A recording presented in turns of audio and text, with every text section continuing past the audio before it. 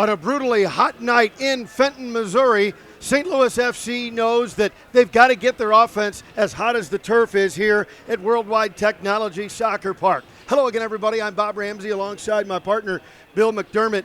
It is hot, but normally extreme humidity is with the heat in St. Louis. It's low, 44%, but 90 degrees. Bill McDermott, this will be a test of stamina and fitness tonight on the turf at Worldwide Technology. Well, and in particular, at this stage of the season, for St. Louis FC in particular, who have just undergone 7 games in 22 days. This is a different block of their season. And Dale Schilly tells me that with the difficulty of that match prior to all these having taken place, the severity of the difficulty, that should prepare us for the stage of the season. You have all the games smashed together, and then you go play at altitude.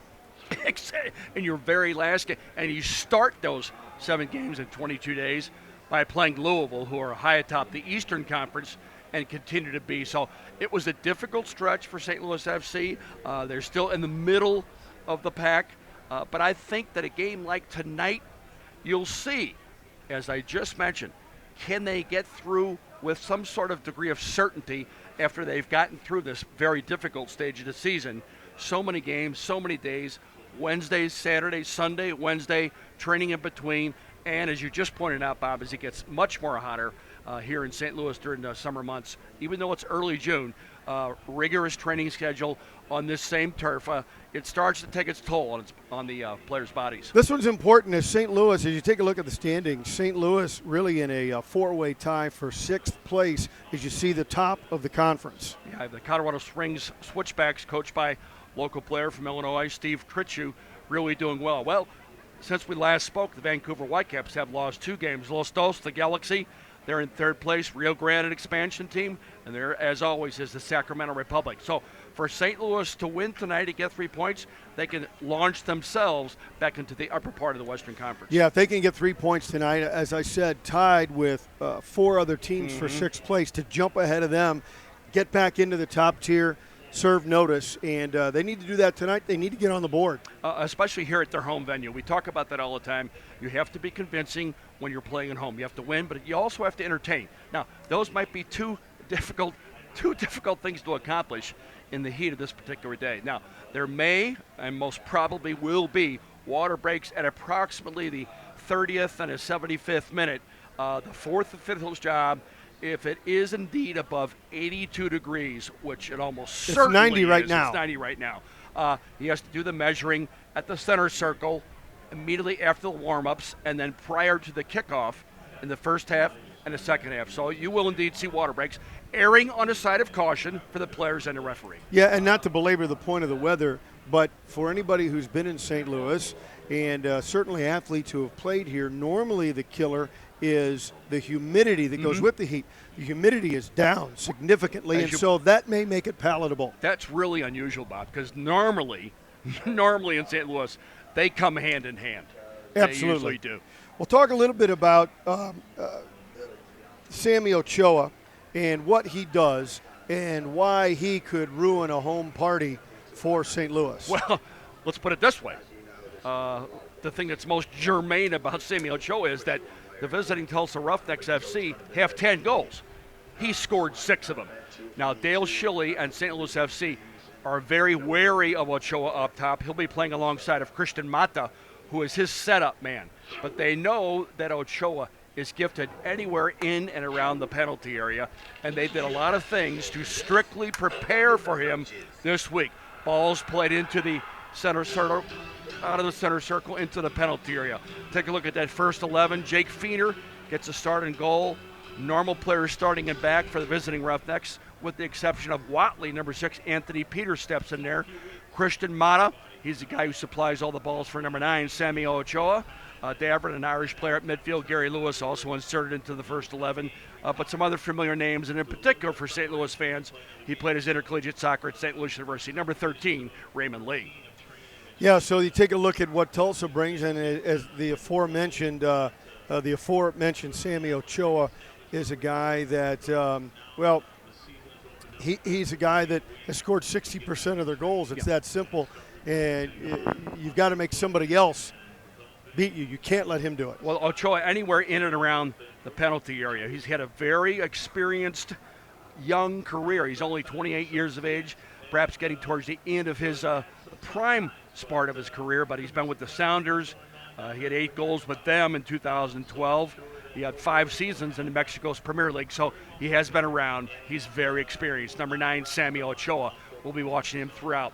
Everybody is the same. The back 6 in the defensive part of things, Parker Marr, A.J. Cochran, Richard Dixon, Sam Fink. Sam Fink will be alongside of A.J. Cochran, Chad Bond, James Musa. But Seth Rudolph, he gets a start tonight on the right flank because Dale Schilly says he has earned it. He's been excellent in training. He gets up and down on the flank, and he has speed and stamina to burn. Jameel Hardware, the middle of the midfield, right underneath Irvin Herrera, and Brandon Barklage out on that left flank. Now, Herrera, when St. Louis FC beat Tulsa at home, and that was earlier in the season. As a matter of fact, Saturday, May 21st at Tulsa, 5-2. 5-2 St. Louis wins at the home side, Tulsa Roughnecks, and Irvin Herrera gets 4 of the 5. Tell us more about Seth Rudolph, who gets the look. He's from Belleville, is that correct? He's from Belleville, local player. Dale Schilly's very familiar with this play. He spent the last 2 years in Sweden. He's come up to the St. Louis Scott Gallagher system. He played 3 years at George Washington University, and he was an all-10 player, Bob. So we've seen him in and around the St. Louis area, not just from Belleville, but also playing in the A-10 against schools like St. Louis University. So Seth Rudolph, he's wearing number 91. He gets a start on the right flank tonight.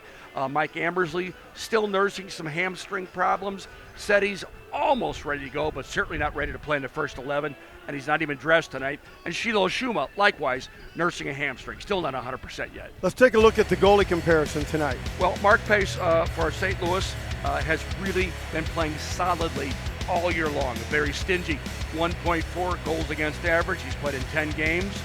His counterpart at the other end, Jake Feener, he wears number 25.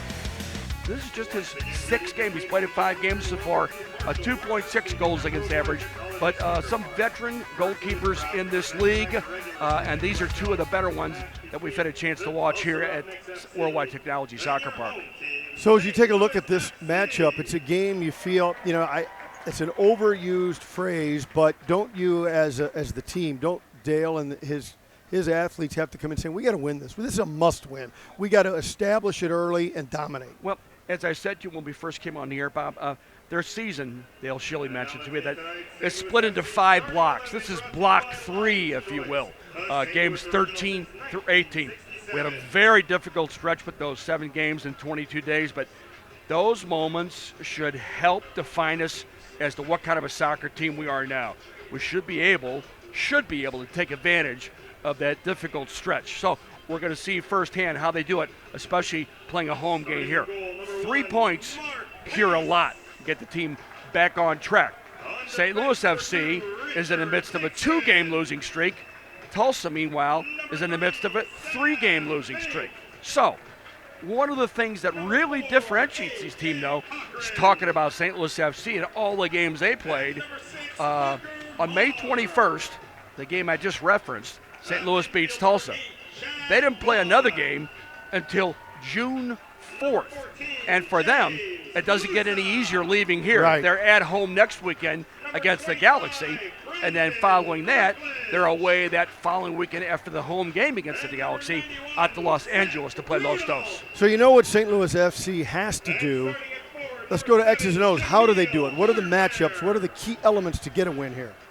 Well, I think what they have to do, like they have done in past home games when they've been successful, everyone's getting better on the ball. Consequently, the soccer is better. Richard Dixon, Parker Marr have to get out of the backfield. They have to help the wide players. And Seth Rudolph, like any player who's inserted into the first 11, has to prove why he has been inserted in the first 11. Run at people, get balls over, play early balls. He has a tendency to dribble at people, and then once he's beaten them, he may want to do that again. He's changed the way he's been playing. He's getting the ball over much quicker. He's playing the ball earlier, and that is one of the reasons why Dale Schilly has inserted him into the first 11.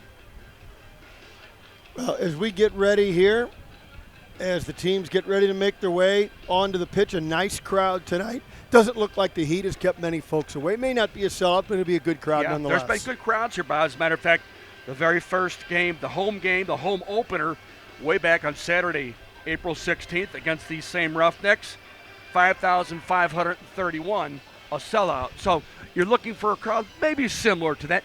At that particular evening, everyone on the staff here at Worldwide Technologies Soccer Park told me we could have probably got 5,700 people in here, but we don't like to do that because we don't want to sacrifice service to people who are a little bit lower than that absolute max. So to keep the service going, they're probably leaving around 5,500 people. So we'll see what they do tonight as the crowd is fired up and excited about this one. And now Dale Schilly will lead his squad out onto the pitch. And as we mentioned, St. Louis needing those 3 points tonight to climb in the standings, then go on the road to Arizona on the 18th, back home on the 25th, and it's on the 2nd on the road over to Kansas City and Swope Park before back-to-back home games. So it's back and forth in this part of the schedule. Very much so, and a very difficult Western Conference. Dale Schilly, Tim Leonard, Brian Jones, they knew that going into the 2016 season. So as you referenced earlier, Bob, St. Louis in a four-way tie for 5th place.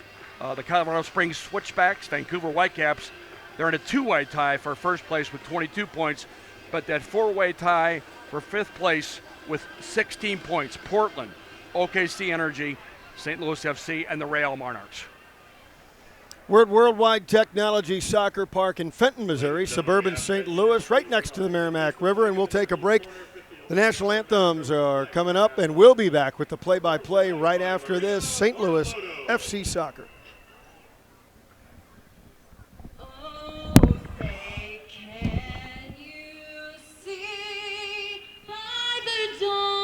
Early light, what so proudly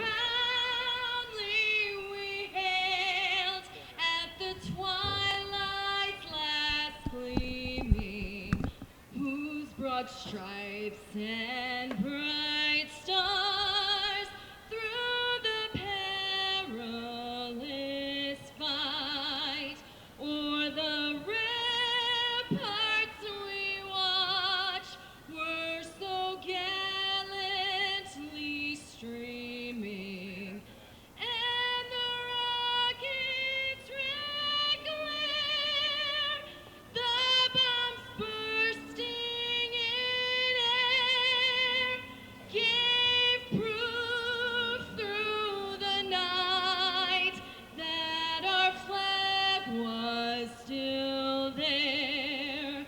Oh, say does that star-spangled banner yet wave o'er the land of the free and the home of the brave. Worldwide Technology Soccer Park in St. Louis, as it is St. Louis FC and Tulsa Roughnecks FC. Bob Ramsey, Bill McDermott, as we get this one just about ready to get it underway. And, in my view, Bill, these St. Louis crowds, they have been for a month now waiting to erupt, waiting to go nuts on a high-scoring game. This might just be the night that turns St. Louis FC fans on to a fever pitch. Possibly, and I think what St. Louis FC has to be wary of in that particular capacity is that the Tulsa Roughnecks probably have a long memory. Oh, And yeah. that the last time these two teams met, they lost by a score of 5-2 after having led that particular game.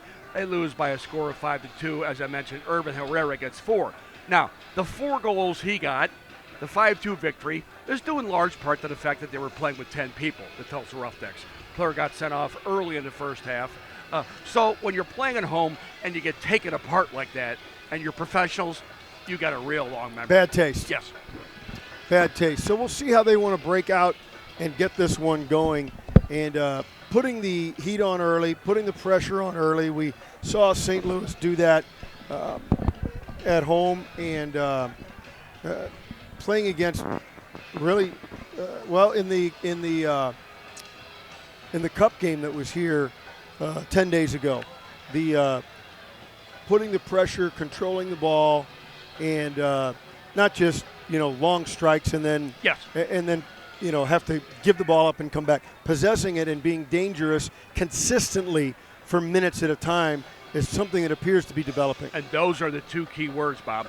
The possession, but as long as something comes from the possession, and that means you're dangerous. Dale Shilley told me during training this week, I looked at the tape of that game and just shook my head as to how some of the balls did not go in. But they played very respectably against Minnesota, a team that is supposed to be better than them. But anyone who was watching that particular game, there was no huge gulf between these two teams and between the two styles of NASL and USL soccer. St. Louis changes it up a little bit. They go to the Kelly green tops. Mm-hmm. White shorts, navy blue socks as they come out. And it looks like the Russian Red Army as Tulsa comes out all red kits, and they're ready to get it going as our fans and more fans continue to stream in here to Worldwide Technology Soccer Park. And a goodly portion of the field, Bob, almost covered by shade now, which will be tremendously helpful for the players because during the week when they're training, Central Time, 10 to 11:30 in the morning, it is really hot. And the ground, the artificial turf under their feet is unbearably hot.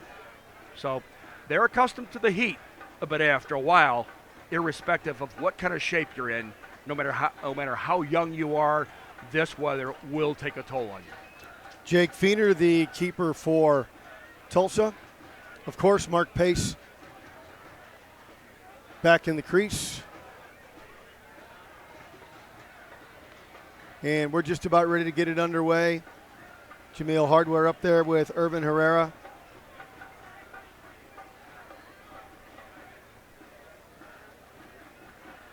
And Jameel Hardware, as of late, Bob, in that central part of the midfield, he's been really pulling the strings. Things that you expect him to do, and along the way, running from sideline to sideline. Right in for Hardware. Seth Rudolph got a touch right away. Get him involved, and then up top, Rudolph again. He dumps that back, looking for Musa. Now Parker Marr. Parker steps between two defenders. Now a third. In on goal. Oh, just tipped away. Still has possession. Loose in front. And a slide tackle knocks it away in the area. What's one of the things you said might be a key to this particular game? Try to find this man, Irvin Herrera, and the wide backs trying to do that. Parker Marr, almost from the opening center off. Look, he goes off in a maze of his own making. Number 6, Parker Marr, up from left back, gets in deep as he is. He tries to knock it back that deep. Chad forces the corners. back live. I'm sorry, Chad Bond. Send one into the area, headed back out. Another long shot. Oh, just tipped over the top. Hardware. He had a go at that upper right corner. Wonderful work from Jameel Hardware. Struck for pace and accuracy. He curled this ball, kind of clipped it with the inside of his right foot. Nicely done by Jameel Hardware, who got that second ball outside the penalty area. Chad Bond again, this time right corner.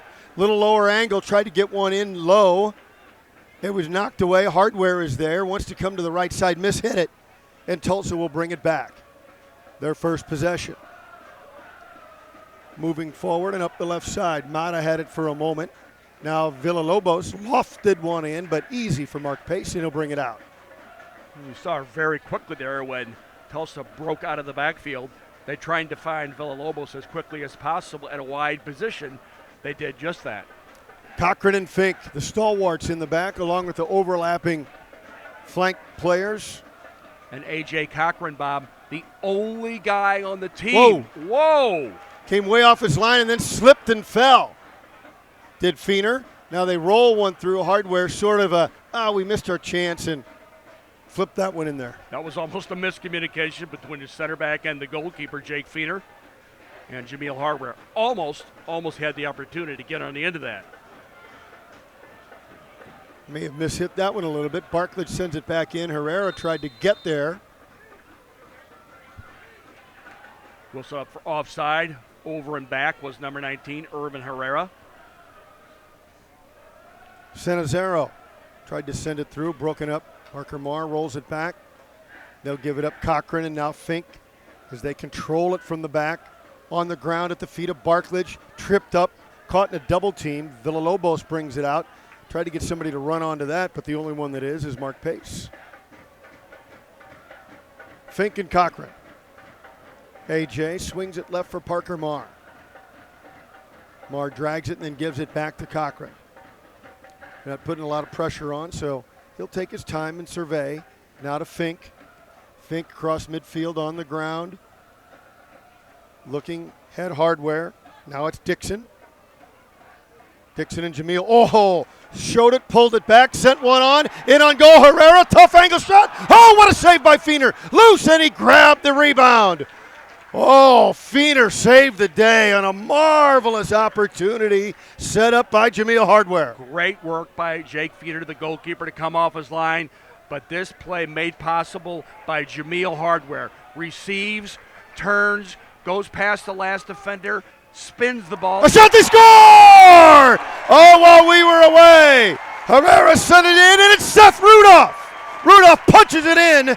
The cross came across the middle, and on the right post, the far post, Seth Rudolph punches it home. Seth Rudolph gets his first for St. Louis FC, and welcome to the first 11, number 91, Seth Rudolph.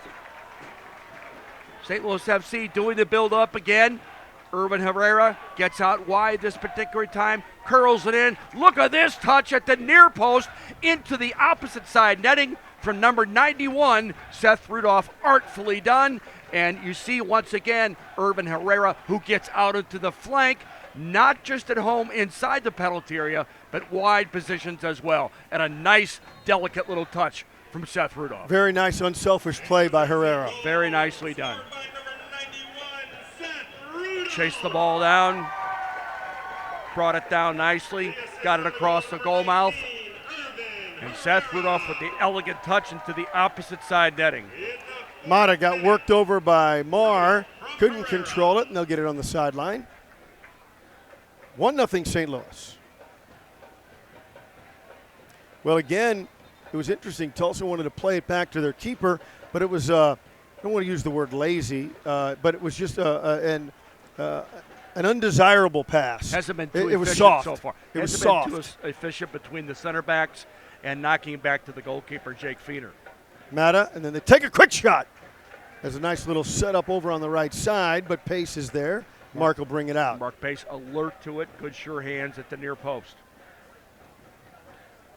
Marr on the left sideline.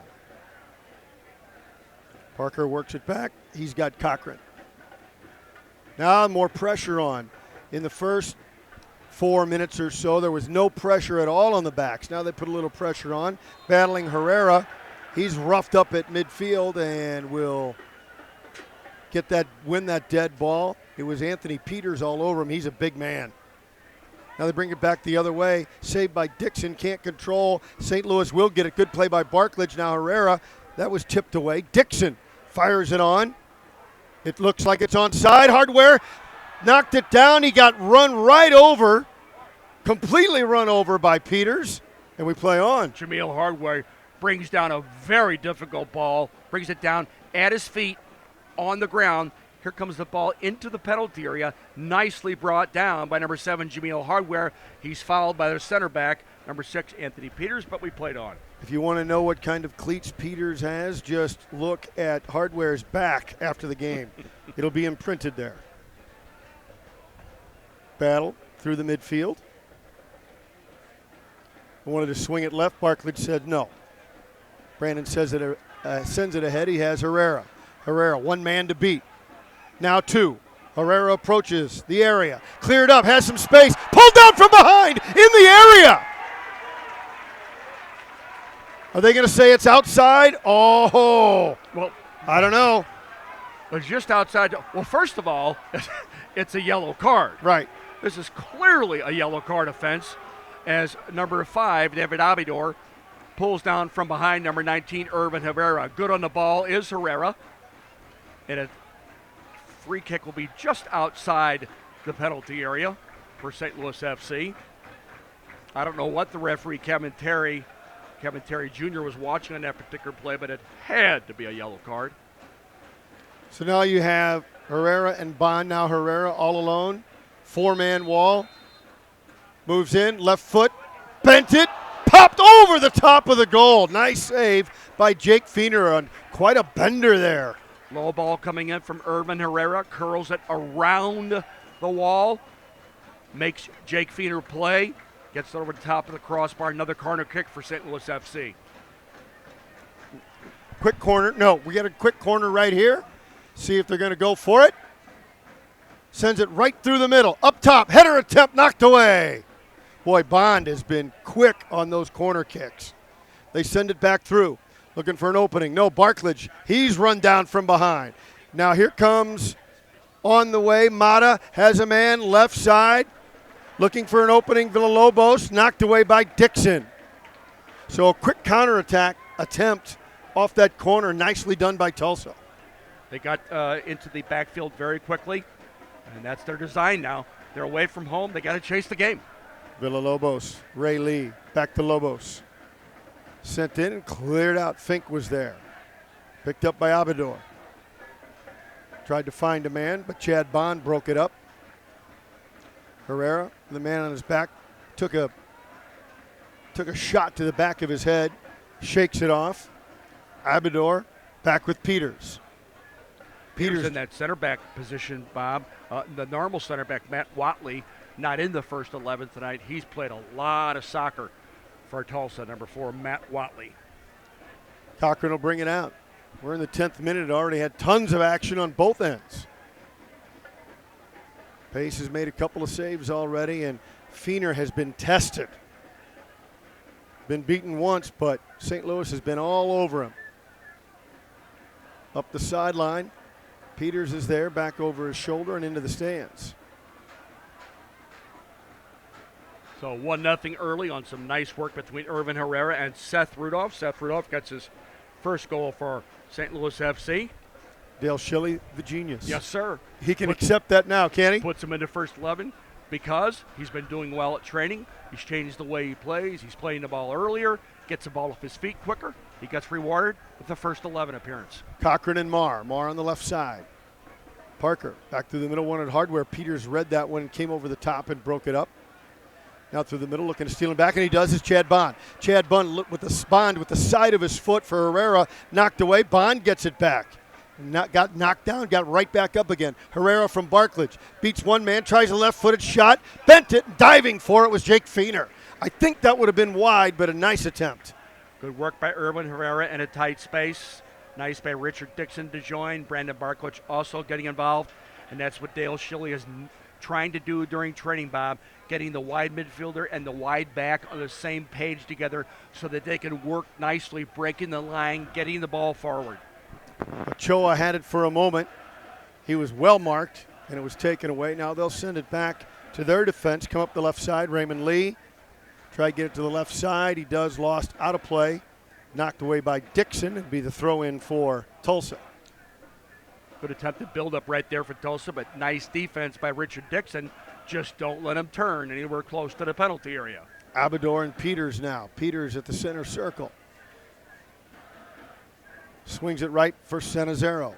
Senazero at midfield, up the side. Couldn't find an opening. Wanted to get it to Ochoa, has to battle. Boy, he is marked very tightly. Nice work. Nice work by Seth Rudolph to just stay in his shirt. Get a body on him, stay close, don't let him turn. They tried to roll one through, and it goes all the way through. St. Louis will get it. And that's another one of the things that Dale Shilley knew he would get from Seth Rudolph, inserting him into the first 11, a solid work effort. Let me remind you about Walter No Florist, your personal florist since 1983, family owned and operated. Order online today at WKF.com.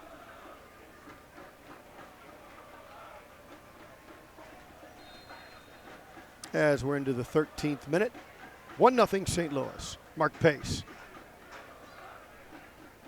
to midfield. Rudolph got involved. He won the ball back in the air. Nice job to Chad Bond and ahead to Jameel Hardware. Has a man, it's Herrera. Beautiful pass. Split the defense to the left side of the area. Holds it up and waits for his teammates. Looks in, clears some space, and then dumps it out to the left side. Want to bring it back through the middle. Parker Marr gives it up to Hardware. Jameel, left side of the area. Jameel, long pass, tried to send one through.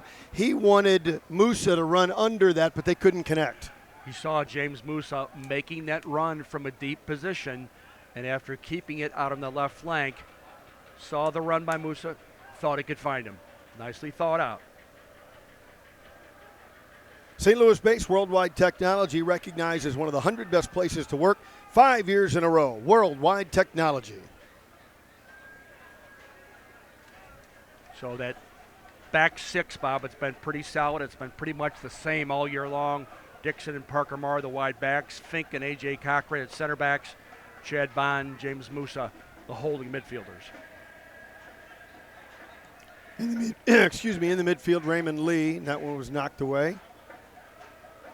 Villalobos gives it up to Dixon to throw it in. Now Musa with it in a triple team, whack from behind. St. Louis will throw it in again. No, it'll be a free dead ball. Fink and Cochran. AJ will try the left side. Yeah, Cochran again continuing his marathon pace for St. Louis FC. Only player in the team has played every minute of every game.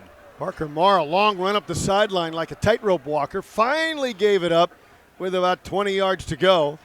They look to clear to midfield. Bond got back to break it up, and now Dixon. Dixon blasts one back the other way.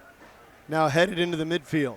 Bond with Hardware. Quick pass. Oh, he saw Herrera curling under. Now they send one back through the area again, but no St. Louis player could run under it, and Feeder's going to grab it and hang on. That is what Jameel Hardware has gotten so much better at, Bob. He's really improved this game. The early ball behind people looking for Herrera.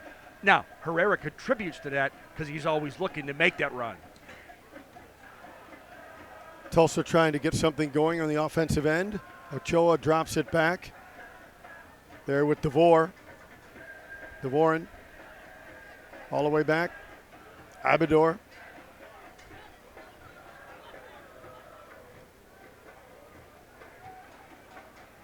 Tried to send one up the left side. Fink goes back. Knocked away, and that will go to St. Louis, and Dixon will throw it in. Yeah, real last touch by Sammy Ochoa, doing his job against Sam Fink and A.J. Cochran. If you can't get the ball, don't let those center backs play. Tried to run it back through. A little overly ambitious, trying to send it the length of the pitch for Herrera. And now we've got a whistle. Yeah, it was offside, the quick Yep. play.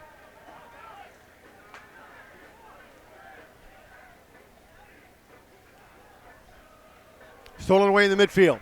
Musa sends it ahead. Hardware looks to run it down. Slide tackle knocks it away, and out of play to be a dangerous opportunity for a throw-in. Good defending there by David Abidor. Now it's Barklage off the throw-in. Sends it out top. Bond for a header attempt. As that was Rudolph looking to head that down, but couldn't get anybody to run onto it as he kind of hit it down to his feet. Early ball sent in by Chad Bond. A little bit higher than he would have liked, but Seth Rudolph, nonetheless, wouldn't let the play die. Tried to make it work.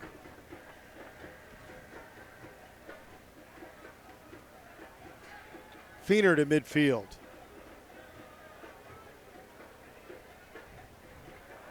Stolen away in the midfield. Here comes St. Louis. Herrera and Musa. Herrera holds up, shoots, scores! Herrera! Oh, the stop and go. Now you see it, now you don't. Into the back of the net and a double backflip. St. Louis leads 2-0. Oh, a diabolical play. This is made possible by the run of number 14, James Musa. Wisely gives it up to the goal scorer. Now, an ordinary forward shoots this now. Herrera keeps it. It's across his body, curls it into the opposite roof of the net. calm, cool, composed finishing by number 19, Irvin Herrera, but a wonderful run by James Musa. Yeah, as soon as Musa had it, you knew this was going to be an opportunity. Now, you didn't know that was going to happen, but he created it by first getting open, then getting the ball and making the run. He made the play possible, and then you give it to the finisher. You're the maker. You're the contributor. Give it to the finisher, and that's exactly what Musa did. That's a nice understanding between the two. 7th goal of the year for Herrera. St. Louis leads 2-0. What a goal. Very nicely done. Good finishing, calm and composed, very certain with the ball at his feet inside the penalty area. That little okey doke there was an ankle breaker. That was special. A lot of, as I mentioned, Bob, a lot of ordinary forwards who get into the penalty area aren't that calm and composed on it. They shoot that. They want to blast as soon away. As that ball goes across their body. He cuts it back across his body, puts it on that right foot, and curls it into the opposite side netting. Brilliantly done, calm and composed with the finishing. We're in the 19th minute, 2-0 St. Louis. Now off the dead ball, Villalobos sends one into the area. Pace had it, lost it. They shoot it, shot it wide. Oh, it was a wide open net and missed. The ball went through the hands of Mark Pace. It dropped, and I believe is that Peters? Yes, it's Anthony Peters. Peters went down, kind of a falling side volley, and he missed the open net. Peters was up for that flighted ball into the penalty area. First of all, a rare miscalculation and a rare error by Mark Pace as he let that ball slide through his fingers. But Anthony Peters will not get a better opportunity. Amazing. Now a hand-to-hand combat at midfield. Take a look at how close Peters was. Here's the ball curled in by Villalobos. Normally 100% sure-handed, just a bit taller than his reach, and Anthony Peters on the side volley before the ball hits the ground just goes wide. I'll bet you when they look at tape, Peters will go, I didn't know I was that open. He probably could have settled and shot. He was probably too shocked that he was that open. He wouldn't believe it. Now Musa on a run. He's got space. Oh, he gave it up. Wanted to give it to Herrera. Held up. More hand fighting. Boy, I would like to see Musa let that one fly. Because James certainly has the capability of shooting from distance. But being a good teammate and unselfish goes a long, long way to making a team work together. Now it's Parker Marr in the back. Picked his pocket ahead to Hardware. Jamil, it's 3-on-3. Hardware moves forward, steps over again. Up top, a blast! Oh, and the save by Feener. Jamil Hardware, 2 or 3 step overs, if not more, outside the penalty area. Forcing that defender to play. Gets a shot on goal, makes the goalkeeper play. Well, in the 21st minute, we've seen, the most explosive 20 minutes of play. Now Herrera gets it again. Herrera, one man to beat. He does beat him. Slide tackle, knocked it away. Beautifully done at the last moment by David Abidor. Good work by David Abidor, who, along with a lot of these players, began his pro career playing in Sweden. Before another opportunity came along, I was about to say, this has been the most offensive 20 minutes I've seen in a year and a half. It's because from the opening center off, this team was committed to forcing this other team, the visiting team, the Tulsa Roughnecks, to chase the game. That's where they have it now, 2-0, a long, long way to go in this one. You don't want to change your tactics and maybe even step it up a notch. They're playing at a 10. Can they get it to 11? And Jamil Hardware's been so actively involved in all of the offense so far, Bob. He's dropping back into center circle. He's finding people, finding them early, dribbling at defenders. Very good work by number 7, Jamil Hardware. Cochran takes one away, and I'm starting to get a sense, and you understand it, Tulsa getting a little chippy, I'm noticing. A lot of grabbing and pushing. Barklage on the sideline for St. Louis. Back for Dixon. He'll roll at the fink. Back in his own end to set it up. Wants to drive one to the far side, looking for Seth Rudolph. He finds him. Oh, it takes a high bounce away. Runs it down in the corner. Rudolph waits. Yeah, what a ball from Sam Fink. Inch perfect from the right center back to almost the left wing corner flag for Rudolph. Brilliantly flighted. Chad Bond controls, gets it to Cochran. Hardware spins and gives it up to Musa and gets it back. Near the arc. Oh, tried to roll it through for Barklage. Just got a boot on it. Again, good work by Jamil Hardware with the ball at his feet. Tried to play the ball in behind the defense on the ground for this man, Brandon Barklage. Now Barklage from Musa. Up through the middle. He wanted Hardware. Side volley shot. Hit the crossbar. Oh, Rudolph almost had his second. It hit the crossbar and stays in play. Seth Rudolph. Woo-hoo. Folks, ladies and gentlemen, Dale Schilly, the coach, you will not keep me out of the first 11. Good work from Seth Rudolph to hit that on a side volley. Blasted that had some pace. It blasted the whole net. That ball went across the entire width of the penalty area, just about, Bob. Ballin tries to get something in the offensive end. Ballin on a run. Double team, breaks it up. Now Musa takes it for St. Louis, shoved by two hands from behind.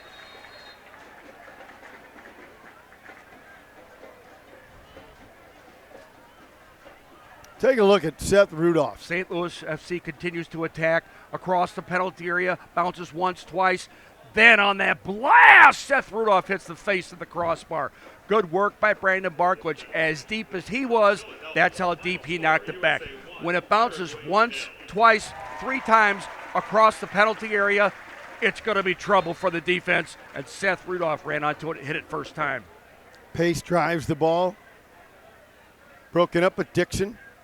Nice control. Chests it over to Musa and then gives it up to Sam Fink. One touch and back to Cochran. If it's not on to go forward, play it to the center back. Both center backs are more than capable of joining and playing on the offense and giving brilliant balls like that out of the backfield. Nice diagonal pass forward to Herrera, but he just let it slip through. He's trying to get it to change directions, but didn't control it. Try to get it to Herrera. That's instant offense, Bob. From the center circle or anywhere around it. From the center back, it's on the ground. It's at the forward's feet. It covers 40 yards. Chad Bond in the middle. From the left side, they go right with Dixon. Dixon and Barklage couldn't quite keep control of that one. Picked up by Matta. But that's one of the things that Dale Schilly's trying to get, the understanding between Barklage and Dixon. And then on the other side, Rudolph and Parker Marr. To know where in the overlap man comes over. Dixon went forward. He looked up. There was nowhere to play. Barklage slides back, shows, makes it easy for him to play. Abador in the middle with Peters at the center line. Nifty little pass, gets it ahead, but they can't keep it ahead. Balance forced back. In fact, loses possession. Keeps it in, but to the wrong team. Now Hardware has a man to beat, and he's got Herrera with him. Has to slow up to stay onside. Here he comes, moving in. Rolled it through and held up was Herrera. Nice job by Peters to get away with holding him up. I think that Irvin Herrera thought he was going to run into an offside position, but good work nonetheless by Jameel Hardware to run right at the defense again, and that's what that central midfielder is supposed to do in that 4-2-3-1 formation. The midfielder underneath the top forward runs at people on a 90-minute basis. Bond with a nice job there, gave up the body to make the play. And make sure to tune in every Friday night to the Big 550 KTRS FC Soccer Weekly, 7 to 9 p.m. with interviews from players, coaches, and executives from around the league. KTRS FC Soccer Weekly every Friday, 7 to 9. Here comes St. Louis again. The entire month of June, Bob. Copa America, Europa 2016, USL action, MLS action, Liverpool coming against Barklage sends one across the face, all punched away by Feener. Casual to intense. waiting, seeing the opportunity, and then striking like a snake. Barklage, nice play. Now back for Cochran. Looking for that man Barklage on the right side. With Hardware, spins and dumps it back to Musa. James curls, left foot, wanted to go over the top and try and get it to Rudolph just a little too far, and Feener, the Tulsa keeper, comes out and makes a play. A little bit too direct that time from James Musa, trying to get it from the right flank to the left flank with the big ball over the top of the defense. Playing field totally in shade now, and with the humidity down, it'll cool off enough for the players, I believe. I think it'll be fine the rest of the way. Dixon and Barklage. Wants to get it to Herrera. Couldn't get the timing down with the defender. Didn't want to go off sides and gives it up. But knocked away again. Bond is there. We've called Chad's name a lot in this first half. As a holder, he's moving up a bit more now alongside of Musa, not allowing the midfield for Tulsa to get anything going anywhere in and around that center circle. Gary Lewis sends it back. Peters is there. Senazaro hemmed in. Fires it forward. Dangerous play. Herrera almost beat Fiener to the play. Fiener just had to drive it out of bounds. Hey, G&W Meat and Bavarian Style Sausage Company, proud to be the official brand of St. Louis FC. Celebrating over 50 years as a family-owned St. Louis tradition, you can't beat G&W Meat. Yeah, tonight, Bob, in the Copa America, as a matter of fact, United States against Paraguay. Game's probably over about now. They were playing in Philadelphia, playing at 7 o'clock Eastern time. Colombia is playing Costa Rica. They're playing in Houston, 9 o'clock Eastern time. So United States will find out shortly where they go and who they'll be playing. If indeed they won tonight, we'll keep you updated on that at halftime. Barklage and Raymond Lee in an intense physical battle. Finally won by Lee as the ball goes out of play, and Tulsa will keep it. We find out from our producer on site that the United States did indeed win that game tonight against Paraguay. Dixon, oh, nice play. Gets it to Musa. Musa just going to let one go through. Easily played by Fiener, though, as that rolled through. Nice play by Dixon. Kind of a little backheel nutmeg to get it to his teammate. So depending upon what Colombia does against Costa Rica, the United States has 2 wins now. They have 6 points. Colombia has 6 points going into the game. Most likely, being ranked 3rd in the world right now, they will beat Costa Rica tonight and get the full 9 points, so they'll finish 1st in the group. Dead ball, St. Louis half. Gus Villalobos. About 60 yards out, 50 let's say. Into the 30th minute, 2-0 St. Louis. Another player who began his pro career in Sweden, Gus Villalobos. Now Mata is there with him, so is Lewis.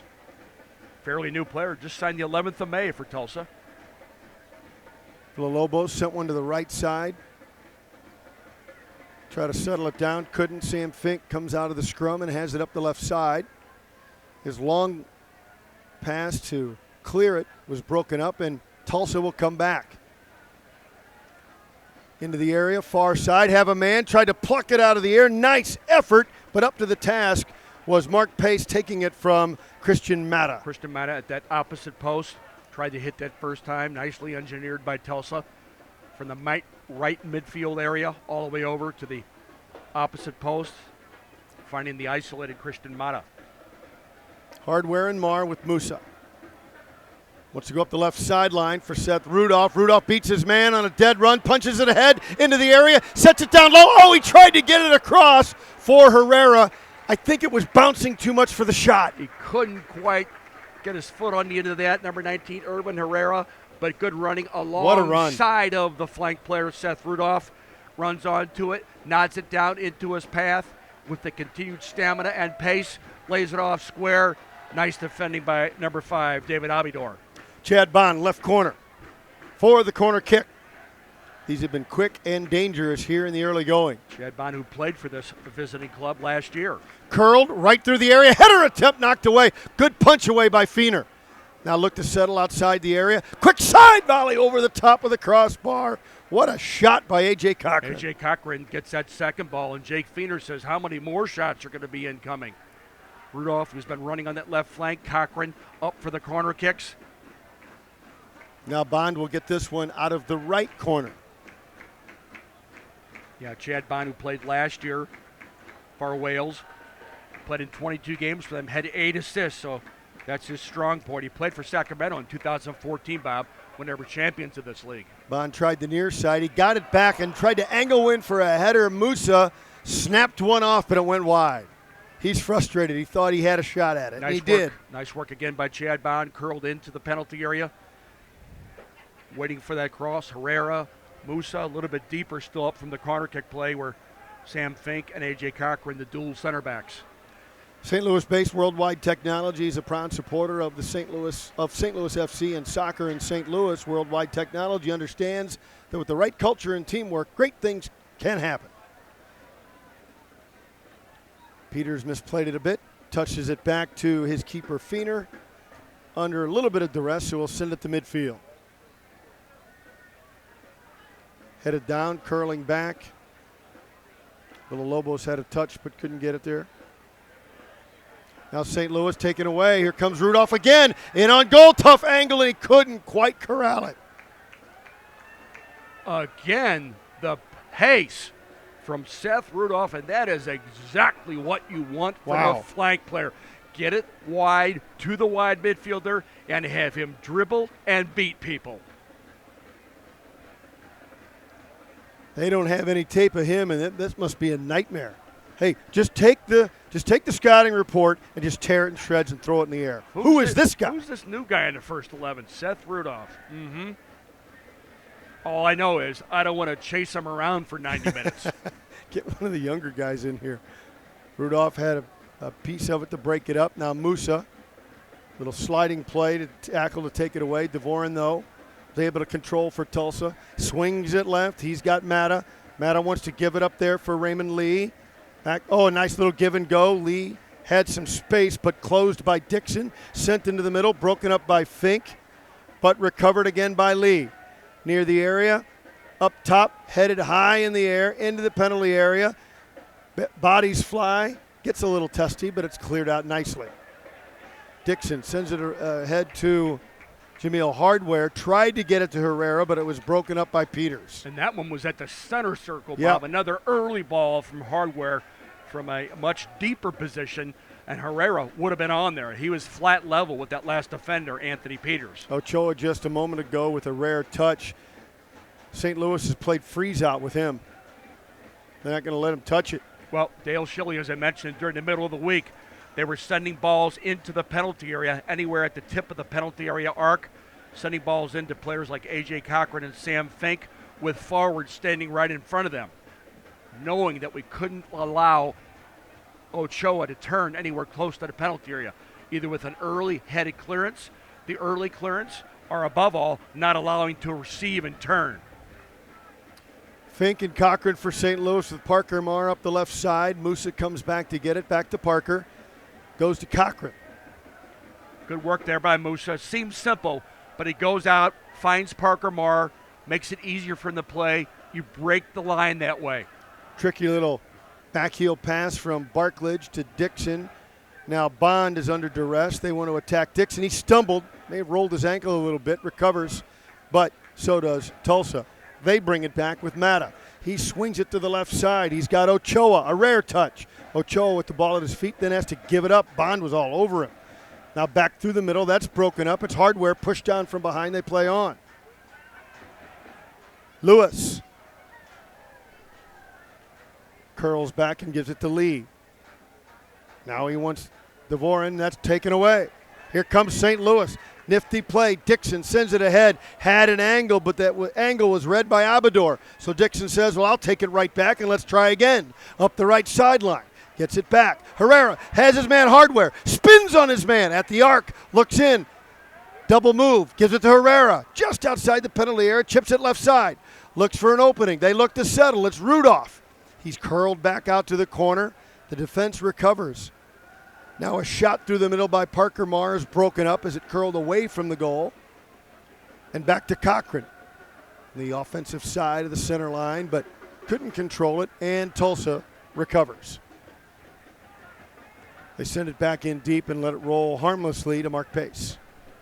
Too direct from Tulsa. They're much better when they build anywhere from in and around the center circle, trying to find people like Mata and Ochoa. Musa had Herrera. He broke free at the right time, but couldn't quite catch that ball on the ground. Couldn't catch up to the ball on the ground from Musa. The idea is there again. Yeah. In behind the two center backs, on the ground, on the angle, and it's early. Every defender hates that ball behind him on the ground. Bodies fly, they trip. Barklage and Matta both go sliding into the Tulsa bench. They're both okay. Pull each other up, slap on the back, let's go. And Christian Matta gets a yellow card for that particular effort against Brandon Barklage. Unusual case. Christian Matta, Bob, he's the first Tulsa resident to appear in a USL game for the Roughnecks. Went to the University of Tulsa, so he's familiar with the area. Talks about that last yellow with Kevin Terry Jr., the referee in charge tonight. Barklage, Jameel Hardware. Oh, he poked it through. Herrera's wide open. He rolls on. The shot. They score! They score! No flag. They score! Hardware and Herrera. Oh, my. The dynamic duo made it look easy. Once again, Hardware and Herrera combined, and obviously the two center backs, everyone defensively in the penalty area, thought that either Hardware and or Herrera was going to be offside. Again, on the ground, it's early, more or less scooped to him. Herrera looked up. He thought he might have been offside when he received it.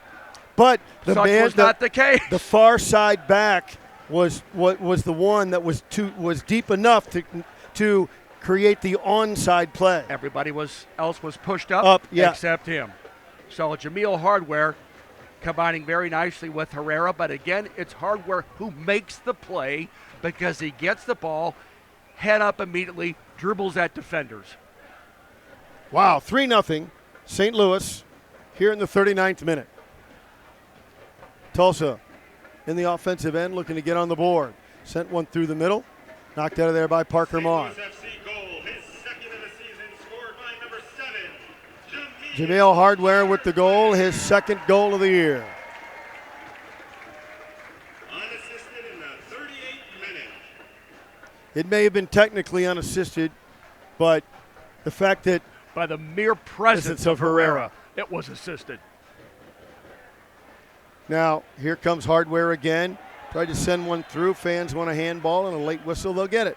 Anthony Peters inadvertently touches that with his hand, kicks the ball away. Depending upon what kind of mood the referee's in, he could give him a yellow, and he just did. So Kevin Terry Jr. gives a yellow to number 6, Anthony Peters, frustrated. Kicked the ball away from the side of the foul and got a yellow in the process. Hey, Walter Knoll Florist, your personal florist, family owned and operated since 1983. Order online today at WKF.com. Anthony Peters had played last year with Wilmington this league. He also played with Harrisburg and Richmond. Had some stints in England, Wales, Norway. Number 6, Anthony Peters, center back in the first 11 tonight in the absence of number 4, Matt Watley. One of those guys that has the big traveling valise with Exactly. with the stickers all over it wherever he's been. Certainly a well-worn passport. When you start running out of pages in your passport, You know you've been around. doing some work. Cochran in the back. AJ with Parker Marr. Marr looks for some space instead to Bond. Bond under a lot of duress. Shoved from behind. They play on. Here he comes in on goal. Tipped away. Loose. Up top looking to settle. Matta shot off the chest of Bond. He got in there and blocked that one. Yeah. Surprised Christian Mata did not strike that first time coming in off the flank. Villalobos gave it up. Top spin ball comes into the area, booted away by Rudolph, who came all the way back to handle it. Now Herrera gives two defenders some trouble. They have to just clear it out of there. Herrera's everywhere tonight. He and Hardware are giving the Tulsa players, they'll have nightmares on the way back home. He's really making the two center backs, Anthony Peters and David Abidor, play. He's trying to get the ball back as quickly as possible up the top of the field. Now Matta swings it left. Raymond Lee sends one through, try to cross, but it knocked away that time by Sam Fink, and it'll be a corner kick opportunity, I believe. Corner for the visiting Tulsa Roughnecks, who come into this competition in 10th place. They have 7 points. They come in with a 2-8-1 record. St. Louis FC 4-4-4, 16 points. One of the 4 teams tied for 5th place. Dumped out top, trying to make a move. Good play by Rudolph to slow him down. Looking for an opening. Couldn't find one for Villalobos. He'll throw it in from the sideline. Up top with Lewis. Lewis tries a bender. Oh, a beautiful shot. He bent that one nicely, right post into the middle, but Pace saw it the whole way. Great idea by number 22, Gary Lewis. Receives, turns, looks up, tries to curl it into the opposite side netting. Richard Dixon for St. Louis with Bond. Bond ahead for Jameel Hardware. Back to Dixon. Tulsa trying to put a little more pressure on again. Now we're in the 43rd minute. They've had a couple stretches. They've tried it, but haven't been able to do it consistently. That last pass has not been there for the visiting Roughnecks, and as you pointed out a moment ago, Bob, They have not been able to get Ochoa involved effectively at all. Wow, and Ochoa is really working over Dixon, clearly out of frustration. Now they lob one ahead. He moves in. Ochoa's shot well wide, 10 feet wide. Then he jumps over Mark Pace. Chested down nicely by Ochoa, made the run at the near post. A competent forward like that ball has to go into the opposite side netting. Dixon and Ochoa is just sick of seeing Dixon. That's the whole deal. He's sick of him already. He is very frustrated, and scorers get frustrated Positively. when they can't have the ball. And when things aren't going their way. And you saw one of his frustrations just a second ago. He tried to hammer that ball inside the near post when normally he's calm, composed, puts the ball on the ground, and simply passes it into the opposite side netting. Now it's Sam Fink for St. Louis. Sam across midfield, getting into the play. Once had to have Rudolph run under one. He was well defended. Rudolph is now on the scouting report. He had two men back. He couldn't get to that one. Tulsa wants to counterattack. Here they come. There you go from Ochoa. Now going back a little deeper, Bob, to find the game. He starts this with his back to play, just lays it off, and they come out of their own backfield. Frustrated, they're going to try and get it to him, 60 feet in the air. That's not going to happen. Back through the middle. Flip to the wing. Ochoa has to go get it at his feet. Again, Dixon all over it. They go back through the middle. Gary Lewis running left to right. Fires to the wing. Cenizero drops it back for Peters. Peters and Abador. Try to get something on. Can't. They can't control it through the midfield. Back for Abador. St. Louis putting on pressure.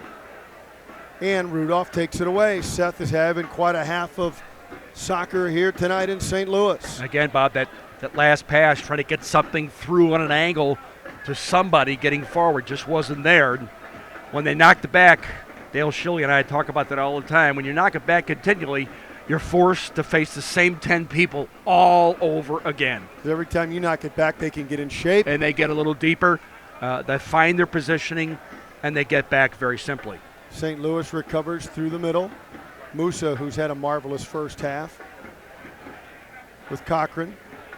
They go back and forth. And that's going to be the first half of play, as St. Louis was content to whack the ball around a little bit, and I don't blame them. They have earned a nice rest on a hot night in St. Louis, and the offense has been hot. Pressure on from the first touch to 45 minutes in. From the opening center off, Irvin Herrera, Jamil Hardware have been tremendously dangerous. They more or less are saying, St. Louis FC is saying that we are determined in this third block of our season to get this off on a positive footing. Dale Shilley, the head coach, has told me much the same. We want to cure a lot of ills with 3 points tonight. There's the domination. Decided margin of advantage for St. Louis FC. Marvelous first half of play for St. Louis, looking for more to come. But first, it is Jimmy Hewer, and he'll tell us everything we need to know about this game and the world of soccer coming up.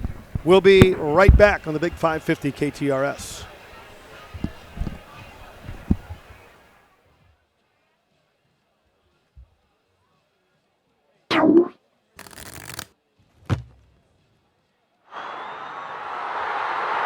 We've found our first family here for our Father's Day piece. What is your favorite thing about being a father?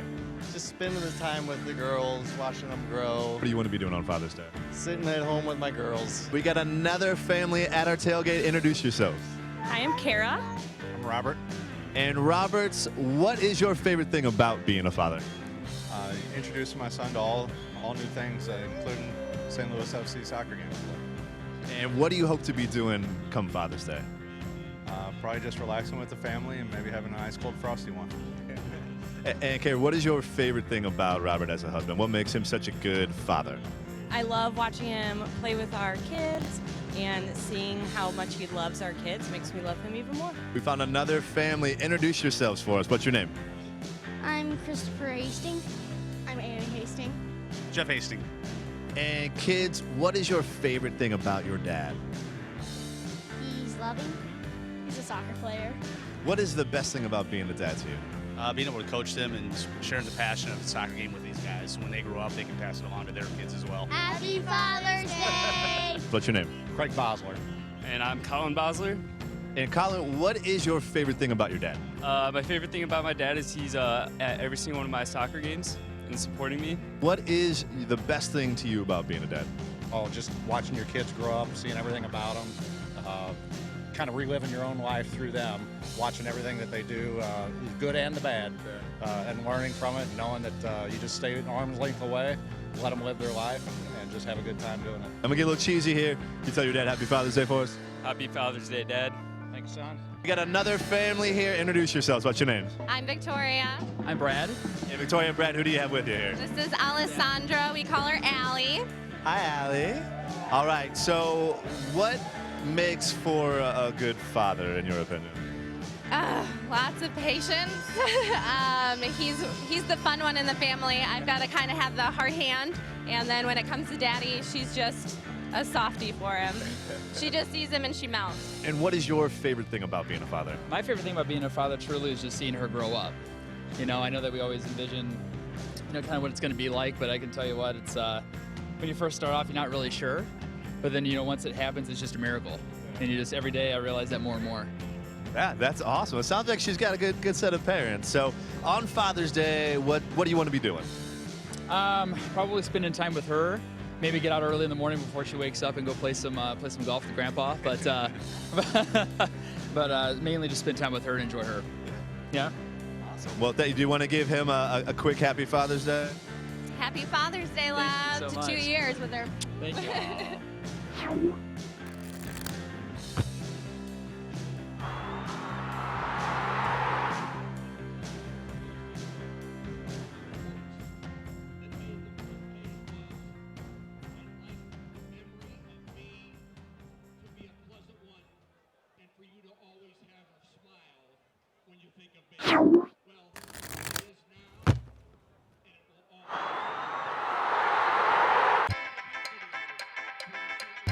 All right, we've got another group of fans. Tell us who you are.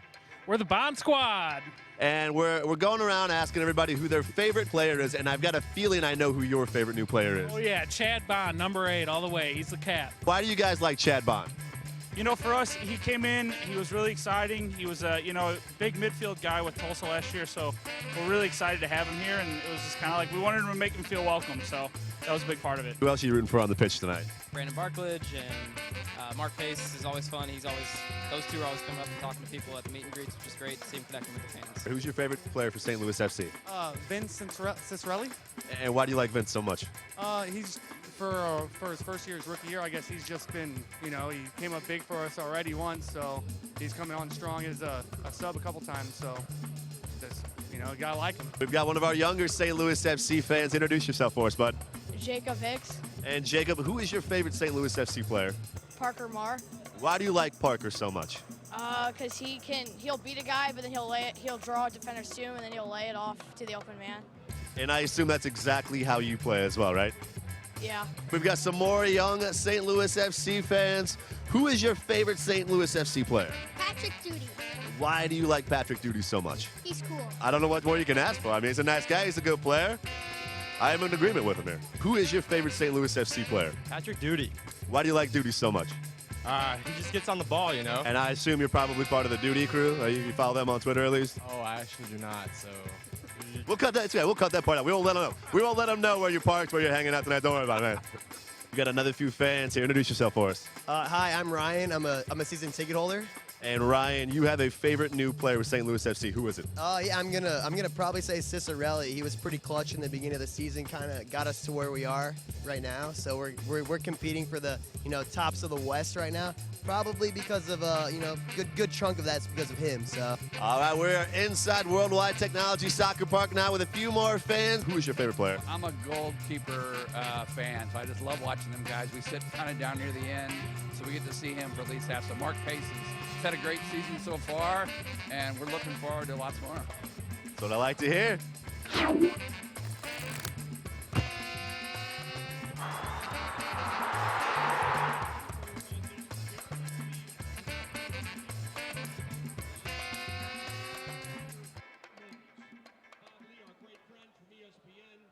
Blue Chip Pest Control presents Bugging the Coaches.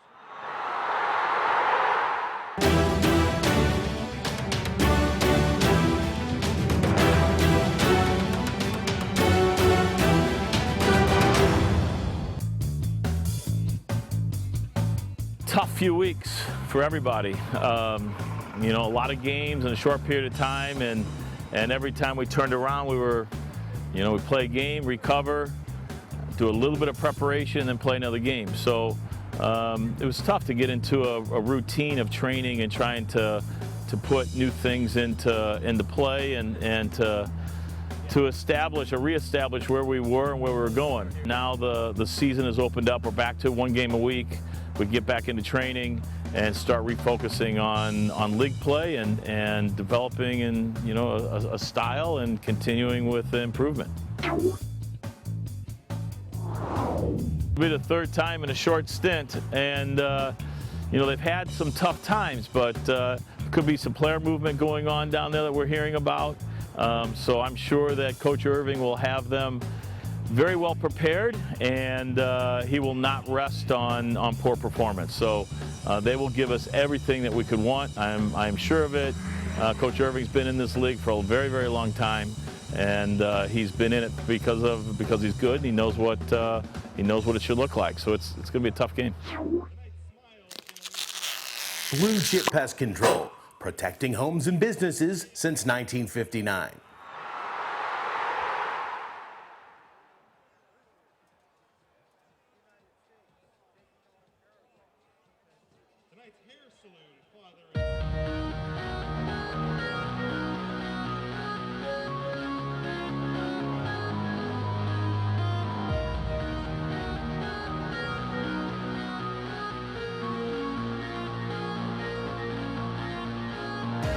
Stretched out to the middle, back to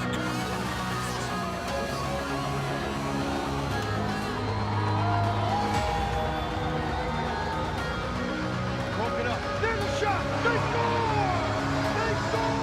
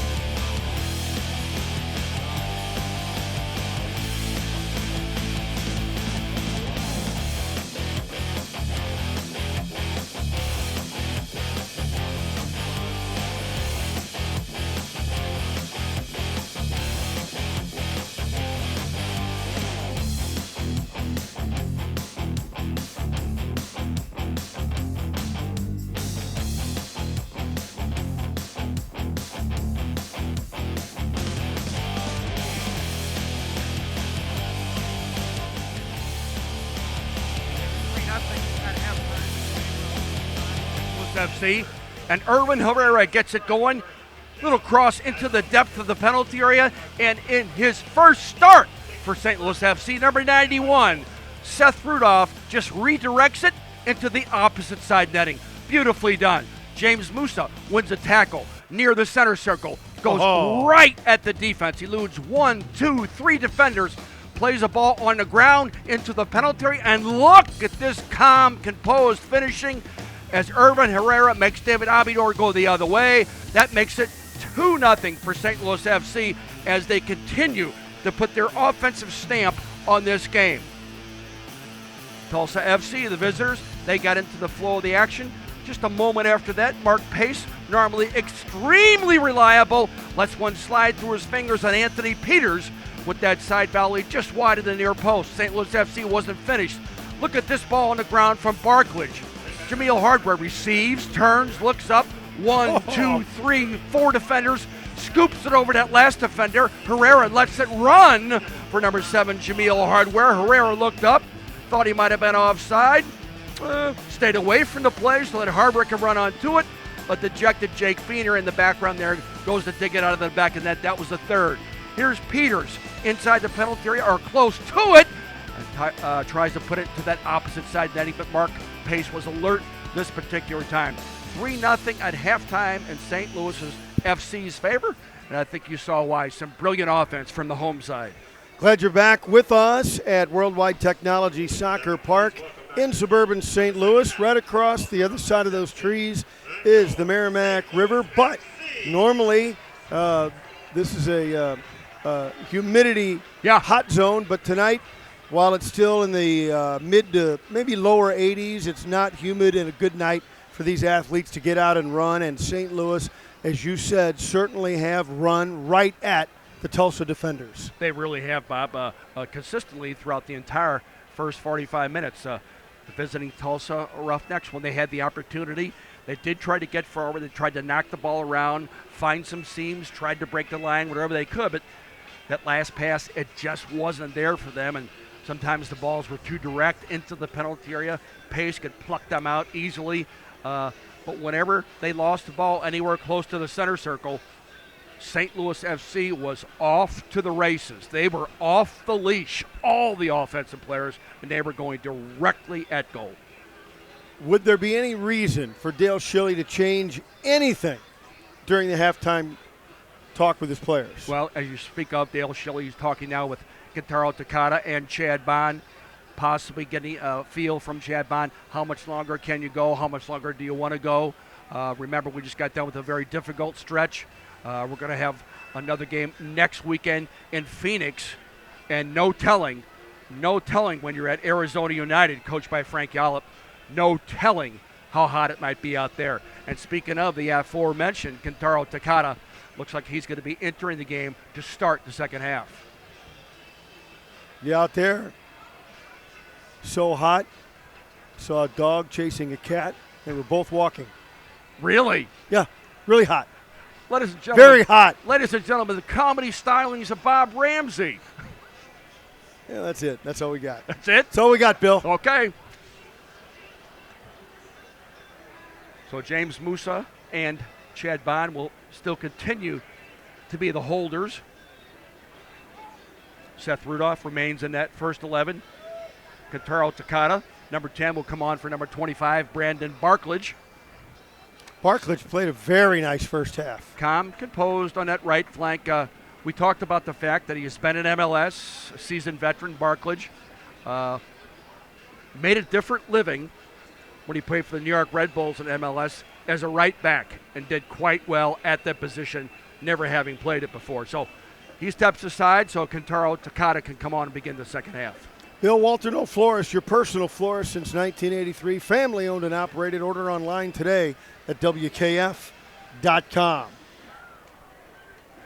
So we'll switch ends. Tulsa maybe hoping that it felt like they were playing uphill. Maybe they can go downhill this half.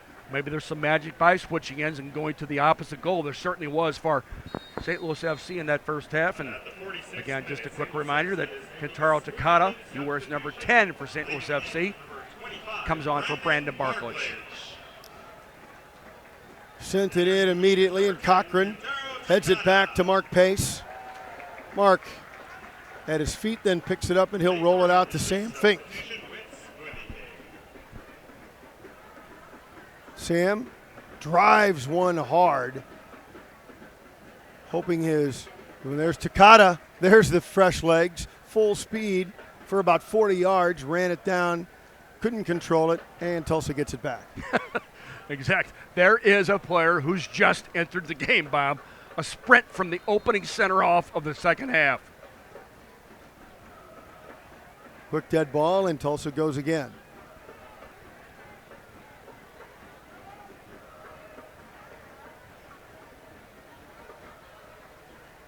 Can't seem to find or seem to get their players where they want them. So we'll blast it forward. First touch passing along the side. And now kind of a dangerous situation. He'd like to throw it in from the left side. Top of the penalty area extended into the penalty area. They look to chest it down, make a play, bodies fly, no call, play on. Good play by Dixon. Back through the middle, Hardware. Oh, got to get Herrera back on side. Now Jamil has a man running, and it's offside.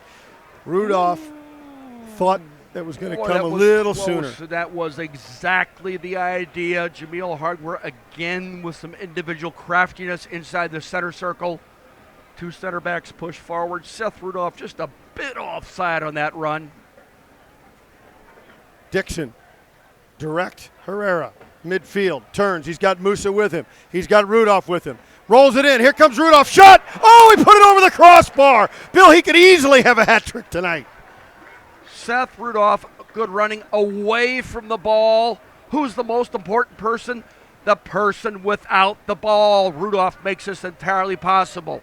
Good running forward by Herrera, looks up, waits for the run of Rudolph, side foots it just over the top of the crossbar. Good running without the ball, making himself available for the through pass on the ground from Herrera. He could easily have a hat trick. Without any question. And then Dale Shilley, how do you keep him out of the first 11? Well, the way he's played the first 47 minutes of this game, you see how he earned his spot, and you see why it'll be very hard to take it away from him. Well, and you see how consistently training in a very difficult competitive environment makes you better. Made him rise to be a different soccer player. Gary Lewis for Tulsa. Goes right to left, Ochoa. Rare touch. Senazaro. Tough play in the back. Marr wins it for Rudolph. Tamar overlapping left side across the center line. Curls one through. He wanted Herrera, put a little too much hook on it. Broken up easily. Good work nonetheless from St. Louis FC to come out of the backfield. 1, 2, 3, 4 one touches on the ground at people's feet. You can play against anybody playing that way. Tulsa on the throw in. Back for Peters. Senazaro's going to send it all the way back to Feener. You know, these Roughnecks, Bob, this is not a new team in American soccer. The old Tulsa Roughnecks of the NASL, they played from 78 to 84. They played at the old Skelly Stadium, a former GM, real character in American soccer. Noel Lemon, Charlie Mitchell, Victor the Legend Moreland, Billy Caskey, Winston DeBose, Diego Pesa played indoor soccer here in St. Louis. And yes, David Irving. David Irving played for them in 1980, their current coach. It comes full circle. It does. Takata had a touch. They switch fields. They go left side. Marr. Rudolph. Musa. Back to Rudolph. Turns. Splits the D. Moves it on goal. He may have a shot. Takes a go at it. He scores! He scores! Oh, Rudolph! From 35 yards out. A pill in the upper left-hand corner. It looked like he might have a go at it, and he sure did. Number 91, Seth Rudolph, begins it with his back to play. Lays it off for Musa. He's looking at the goalkeeper now, Bob. No one closes it down. From outside the penalty area arc! Into the roof of the net. What a blast from Cristiano Rudolph. You couldn't throw the ball there from 5 yards out. Wow, what a finish by Rudolph. Oh, my. The doctor just made a second house call. 4-0. I wasn't trying to be facetious when I said he might have a go at it, but I didn't know he'd do that. He might have a go at it. And he saw the defenders had split looking for him to lay it off. And he said, well, if you're going to split, I'm going to take it. If you're going to split and not close, I'm positively going to shoot it. Now here comes St. Louis again. In on goal, roll one through. A shot, he scores! Oh, Herrera! Oh, baby! Richard Dixon running out of the backfield. Surely they're using 15 people. Dixon running out of the back, knocks it across the goal mouth, and Herrera appears. Yet another for St. Louis FC. Richard Dixon, the talented Jamaican, across the goal mouth, left totally unattended is number 19, Irvin Herrera. And that is a fifth for St. Louis FC. Well, we've got a long way to go in this one, but it's 2 games in a row that St. Louis has scored 5 against Tulsa. Beautiful running coming in off the right flank from Richard Dixon across the goal mouth. Truth be told, maybe Richard might have slightly mishit that coming across the goal mouth, but it went directly to the feet of number 19, Irvin Herrera. Well, that's the thing. You give both players credit for putting themselves in a position to be successful. Breaking the line, go at goal. Dixon may not have hit it exactly how he wanted, but Herrera ran hard, as you pointed out many times, without the ball and got it in an unbelievably dangerous spot. Made it look easy. Where do I run to get this ball from Richard Dixon? Do I show early? Do I wait? Do I come towards him to work a 1-2? I'll just stay sideways. Maybe it gets to my feet. That's exactly what happened. Bond runs it down. They look to clear. A frustrated Tulsa bunch trying to attack and get on the board. Look at Bond. Oh, then he lost it just when I praised him, and a quick shot goes over the crossbar. Jed Bond, who's been a real worker for St. Louis FC in that holding position. Gus Villalobos, who really impressed early in this game for the visiting Roughnecks. Chad Bond just couldn't quite control that last bounce, and jumping onto it early was Villalobos. He wanted to get that ball back as quickly as possible, as high as possible up the field. Here's a change for the visiting Roughnecks. They bring on number 4, Matt Watley. He comes into the game for number 22, Gary Lewis. Leaving the game, number 22, Gary Lennox. Entering the game, number 4, Matt Watley. So Matt Watley comes on along with number 20, Carpio. Carpio comes on for number 24, Brady Ballou. You think they may be cracking open a couple extra Budweisers in Belleville tonight, or maybe even a Falstaff? Perhaps a Van Dyke. Perhaps. Oh, the Belleville native, Seth Rudolph. Over in Bell Vegas. It's in Illinois. They might be bringing out some old style. Pace. Most probably a Heineken. Pace brings it out with Marr and Musa. Now Rudolph with the touch. Hardware. Look at Rudolph. Look at Rudolph run. That was a song, wasn't it?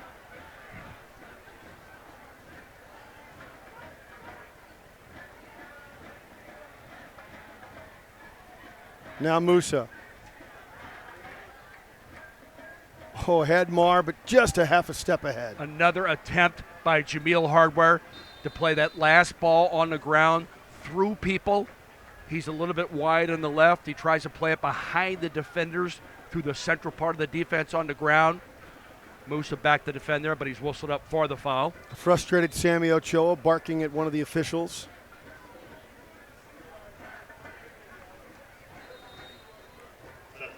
With David Irving. in his second year with the Tulsa Roughnecks. Quite the background for the coach for the Tulsa Roughnecks, Bob. In 1978, he played for the Fort Lauderdale Strikers in the NASL before he joined the Tulsa Roughnecks. He played with George Best, Gerd Miller, Gordon Banks. So he's seen some of the absolute best soccer players in the world. A lot of people will tell you that George Best, like Alfredo Di Stefano, two of the greatest players who never had the opportunity to play in a World Cup. There's a drive into the penalty area. Pace comes to punch it. No, he tried to grab it, and he did after a bobbled loose ball on a rebound, and a Tulsa player is down.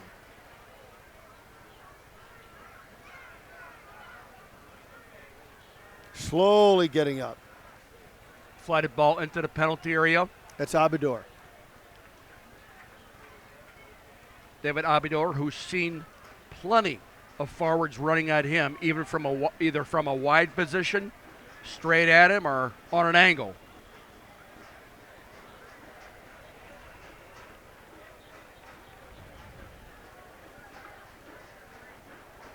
Musa back through the midfield. Has Rudolph, chests it, left side, one man to beat. Gets an angle, gives it up. Herrera through the double team to the side, crosses one through side of the net. He wanted to get that in for Takata, who was coming in off the far side. A nice little interchange again between number 19, Irvin Herrera, and number 91, Seth Rudolph. Herrera at the near post this particular time, Bob. Not shooting. He's trying to knock that ball across the goal mouth. Player runs onto that, simply redirects it. Bond, corner kick. Sends it up for Hardware. Crosses into the area. Oh, toe poked away. Nice job by the defense because Herrera would have been wide open. Good attempt by Jamil Harbor. Tried to pull the top of that ball.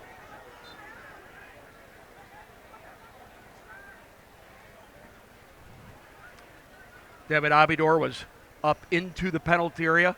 Try to get on the end of this free kick for the Roughnecks. Rising to meet it, A.J. Cochran, Mark Pace. Both of whom bumped into. I think he caught a knee from David Pace. Abidor, yes.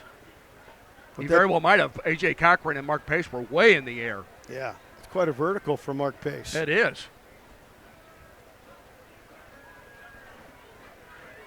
Five 0 St. Louis in the 58th minute. This crowd has seen a treat tonight here in St. Louis. Seth Rudolph with 2, Irvin Herrera with 2, Jamil Hardware with a lone tally of the 5. As we mentioned, Bob, St. Louis FC, the next weekend in June, June 18th, goes out to play at Arizona. Yet another new team in this league. They're coached by Frank Yallop, who's had tons of experience. Excuse me, not a new team, but a new coach in Frank Yallop, who's had tons of experience MLS-wise. Houston, San Jose. Hardware lost it in a triple team.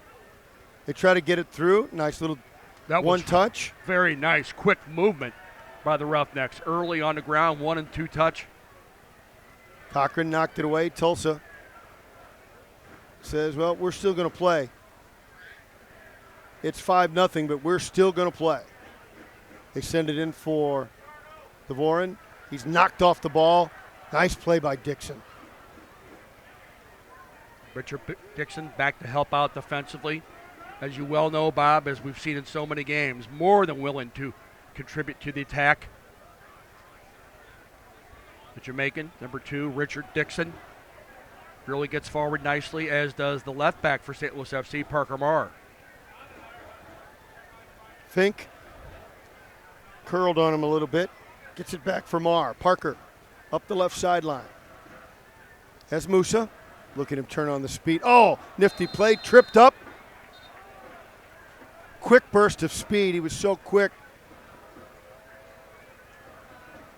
Right in the shin, I believe, Yep, Bob. But taken down. Yeah, what happened there, Bob, was that first touch by James. A little bit too far ahead of him. And this is, I can't believe. I was just going to say, in the 60th minute, winning 5-0 at home, no one get hurt. Right. At what point do you say, get the veterans out, with and who does it and when and those sorts of things. Knock the ball around, and usually right about now as we get into the 60th, 61st minute is when coaches begin to make changes. Jordan James Roberts seems to be okay. Crowd cheering. Seth Rudolph comes out. Here's the end result of that play. Oh, at the knee. Ooh, right at Both the knee. knees. Both knees. One with the foot and one knee to knee, or foot to knee. Well, that's what happens when a ball gets a little bit too far in front of you and you're beating a team by a score of 5-0. Rudolph comes out to a nice round of applause. Won't you drive my sleigh tonight? Seth Rudolph, who's had a wonderful game, seats himself next to Sean Clancy and Brandon Barklage. Rudolph with 2 tonight. Coming on is Jordan Roberts, who has been electrifying himself when placed into the lineup for St. Louis FC. Bond out of the corner.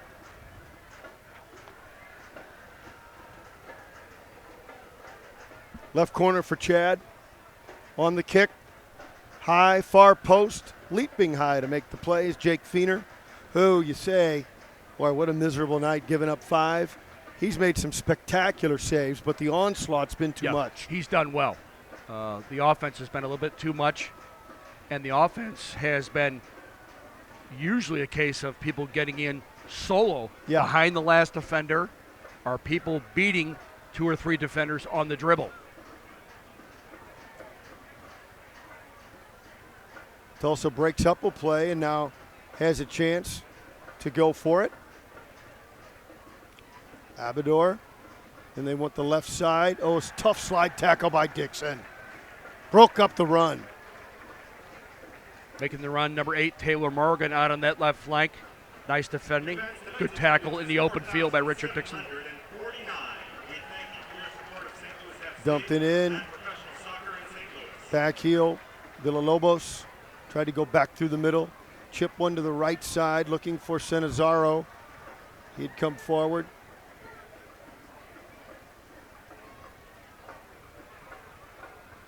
Gary Senazaro on the throw-in. Looked to turn, have a go at it. Nice play and a good shot by Carpio, but the save made by Mark Pace. He saw it all the way. Carpio, who just entered this match moments ago, one of the players that David Irving saw at a combine down in Florida, native of Walla Walla. Number 20, Carpio.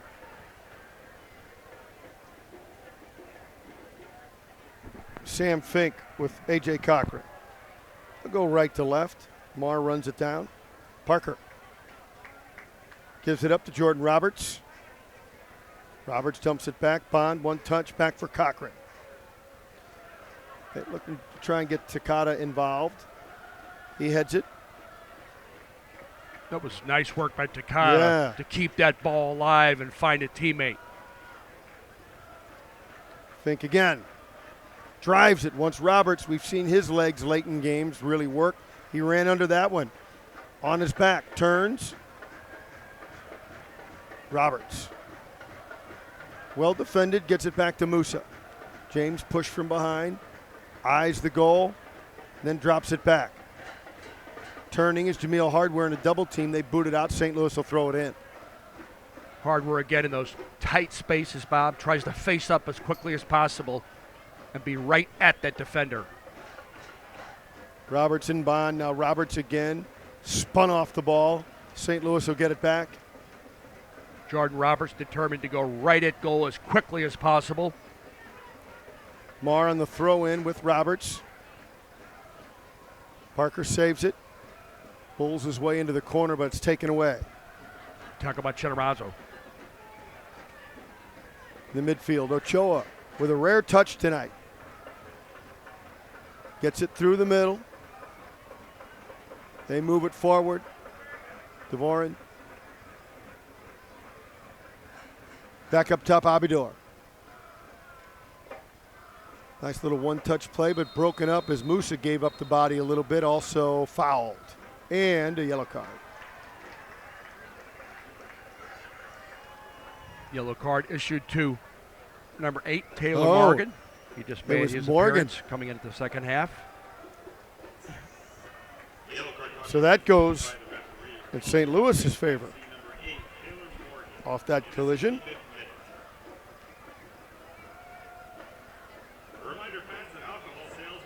Marr and Musa. Ahead with Hardware. He was trying to hold it and then kind of hand it off to Jordan Roberts, but the defender would have none of it. And the ball just got stuck under his feet a little bit. Oh, nifty play by Musa on the throw-in. Flipped it right over Villalobos, who couldn't get it back. Musa fighting again to recover the ball. Wins the ball back with a nice tackle in the open field. Hardware splits a triple team, and Jamil sends it right for Dixon. Dixon on approaches the arc, gets it through, has a man, gets in deep, loose ball, diving save by Feener. Herrera never could quite get to it. Good attempt by Richard Dixon. Dribbles all the way to the tip of the penalty area where everyone was standing in a straight line, Bob. Just puts it in behind the defense. Good attempt by Dixon. 67th minute, 5-0. A long ball, flighted in, settled, moving in on goal, a shot, a save. Taylor Morgan whistled up offside. Yep. There's Morgan. Just made his appearance into the game. Second half a moment ago. Played his intercollegiate soccer at George Mason. And speaking of changes, Bob, this is what you've been talking about. Two players going to come on for St. Louis FC. Tyler David, number 12. The graduate assistant at St. Louis University last year, Jacob Bushu, to the far left. Number 17. And a senior from St. Louis University last year on that same team, Tyler David. So a couple of Billikens David comes on for Chad Bond. You know anybody? Jacob Bushu comes on for Richard Dixon. You don't know any other Billikens, do you? I'm sorry? You don't know any other Billikens, do you? I know some of them. Some of them still around from 1959. Richard Dixon, another good job at right back tonight. Great job.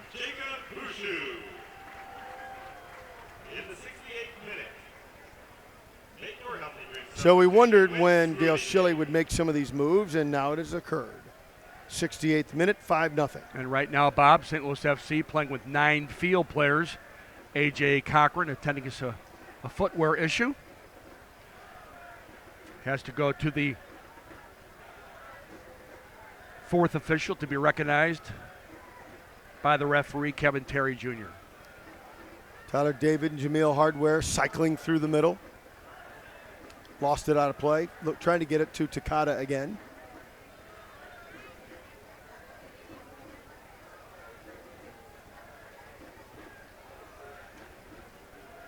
More substitutions coming for both teams.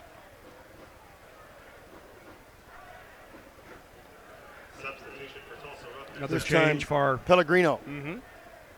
Adriano Pellegrino. He comes onto the field. He's from Australia, Bob. He had been in Thailand. Also spent 1 year in Greece. Member of Australia's under-20 national team. Pellegrino.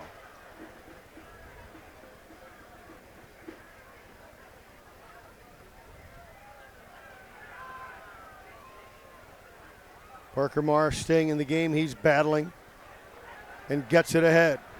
Comes St. Louis, Jordan Roberts. Roberts, will he move left? He does. Has an open look. Takes a shot. He just fanned on it. Oh, he squibbed it just barely because he had the far post. He had his target and missed. Just higher far post area, yawning wide open for number 23, Jordan Roberts. Goes at that last defender, the right back. You know he's going to take him on. He does just that. Beats number 4, Watley, a new addition in the second half. Cuts it across his body and just past the opposite post. That could have been a 6 for St. Louis FC.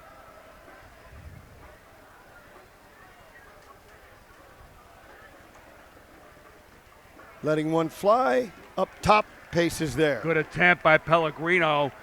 He simply turned, thought he might have had an opportunity to chip the goalkeeper, Mark Pace.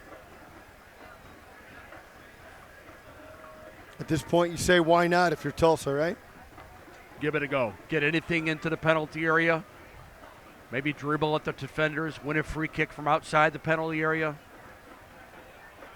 David, then Takata, wanted to get it up for, oh, look at Hardware. Took it away again. Left-footed shot, hit the crossbar after a deflection. It's live. Oh, what a shot, and how Feener stopped that, I'll never know. What a great play by Feener.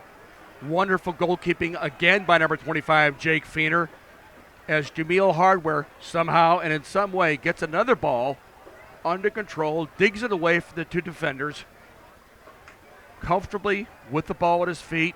He's obviously at ease taking people on, number 7 Hardware, and he has really grown into that position, Bob.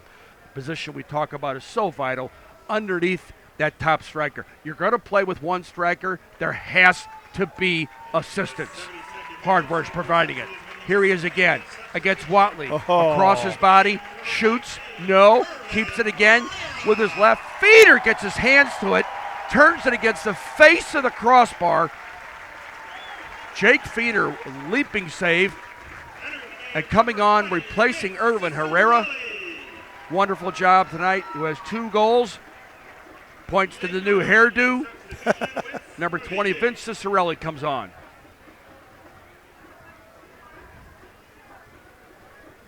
Now an opportunity for Tulsa, broken up in the back. Takata will clear it. Gets it to Hardware, back to Kentaro Takata.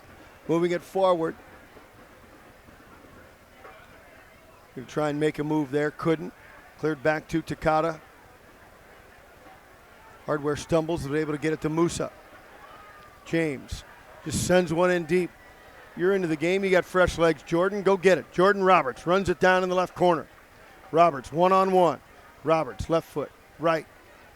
Step over, brings it back.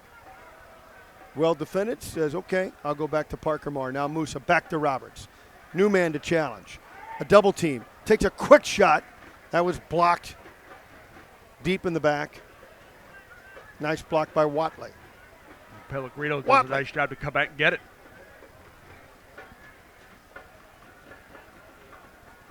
Looking for Ochoa. He's double teamed again. Not nary a sniff tonight. Getting no joy whatsoever tonight is number 9, Sammy Ochoa.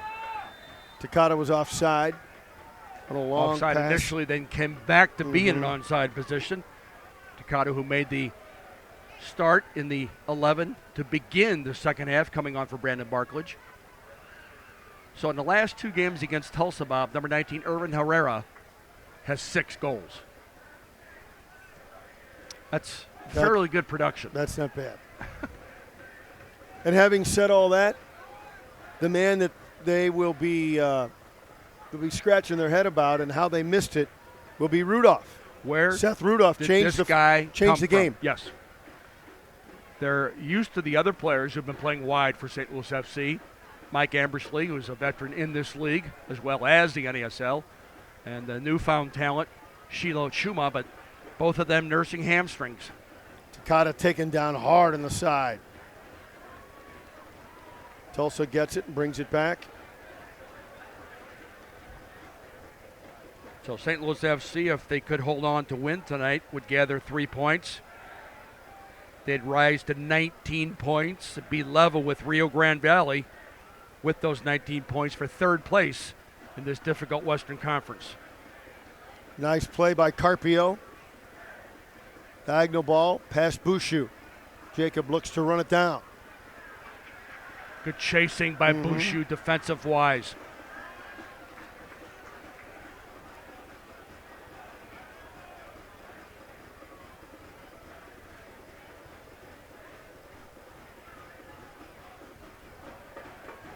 Through the middle. Takata couldn't take it away. Looking to set up Ochoa into the corner, booted away. Well, St. Louis hasn't given up on that part of the game plan, have they? No, they have not, Bob. And Tulsa continues, despite that they're 5-0 down, continues to try to get the ball in the penalty area, make things happen. Pellegrino out of the left corner. St. Louis lines up. Pellegrino curls one in, out high, header loose, gets down and runs it they run it down all the way to the right corner from the left. Boy, that was a dangerous ball whistled in by Pellegrino across the goal mouth.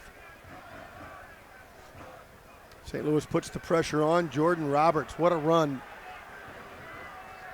Or check that Cicerelli. Cicerelli, great run through the midfield. Has Takata, lays it off. Here comes Jordan Roberts. Settles, waits, shoots, scores! Jordan Roberts! Started by Cicerelli, handed off to Takata, and Roberts finishes. What a play! What great teamwork! All the way through all 3 fields. This play is made possible by the new addition who just came on. A ball sent into the half of the field where Vince Cicerelli tracks it down, lays it on the ground, plays it early for Takata with the outside of his left to Jordan Roberts, receives with the outside of his right, touches again, curls it into the opposite side of the goal. Very nicely done. Vince Cicerelli, good work to run, make that play possible, faces up, lays it off for Takata, who finds Jordan Roberts. Roberts' first goal of the year. He finished it. Well, that was a team goal. Positively. From back to front. Late in the game, the offense still alive. That's the second goal of the year for Roberts. If you count his Open Cup goal against AFC Cleveland when he scored along with Jameel Hardware. Well, I'm counting it. That's 2. Positively. The good work by Roberts and Takata, but in particular, Vince Cicerelli, who made that play. Headed away. Off of Parker Marr. They'll throw it in. Senazaro gets it back. Gives it up to Ochoa. Marked well by Parker Marr. He's tried this right side more in the second half, but Marr has done to him what Dixon had done to him. Not let him get a sniff. They dump it in. Try to head it down in a dangerous place. Kentaro. Yeah, that was a nice Takata. attempt. Pellegrino clipped it in again. Taylor Morgan couldn't get any end of it. He tried to knot it down for a teammate. Tulsa regains possession. 78th minute, 6-0, St. Louis. Well, we wondered if this place would go nuts, if it was an offensive explosion, and we were right. Heck, the St. Louis cannon, I wonder if they have enough ammo. Another one rolled through. In on goal, Cicerelli, toe poke, scores! Cicerelli! He draws Fiener off his line, poked it over his head and scores! Cicerelli! Jake Fiener is more or less saying, well, is anybody going to defend? But a wonderful through ball again from Jameel Hardware, and Vince Cicerelli with the outside of his left. Look at this ball on the ground. In behind the defense, Vince Cicerelli with the outside of his left, and also a bit of a toe on it, as you pointed out, Bob. A little toe poke from number 20, Vince Cicerelli. 7-0 for the home side into the 79th minute. How did he do that? Kind of just off his to the the left side of the toe, but kind of a flip with the foot. Outside of his left, and as Dale Shilley has told me many times, if Vince Cicerelli gets him behind you, you will not catch him. But another beautiful ball on the ground from Jameel Hardware. Well, he had set up the previous goal beautifully, but he was the third man, so he didn't get an assist. So he gets one of his own to get on the books. Nice job. Hardware again. What a night he's had. Takata through the middle. Takata chips it ahead. He had a man running under it. He had Tyler David running under that one. Takata again with Tyler David. Swings it right. Bushu. Jacob on the sideline. Back with Tyler David. Now Musa again. Brilliant night by James. And it all starts in the back. Cochran and Fink. Steady. Steady as you go. You have to have center backs who can join, who can play out of the back.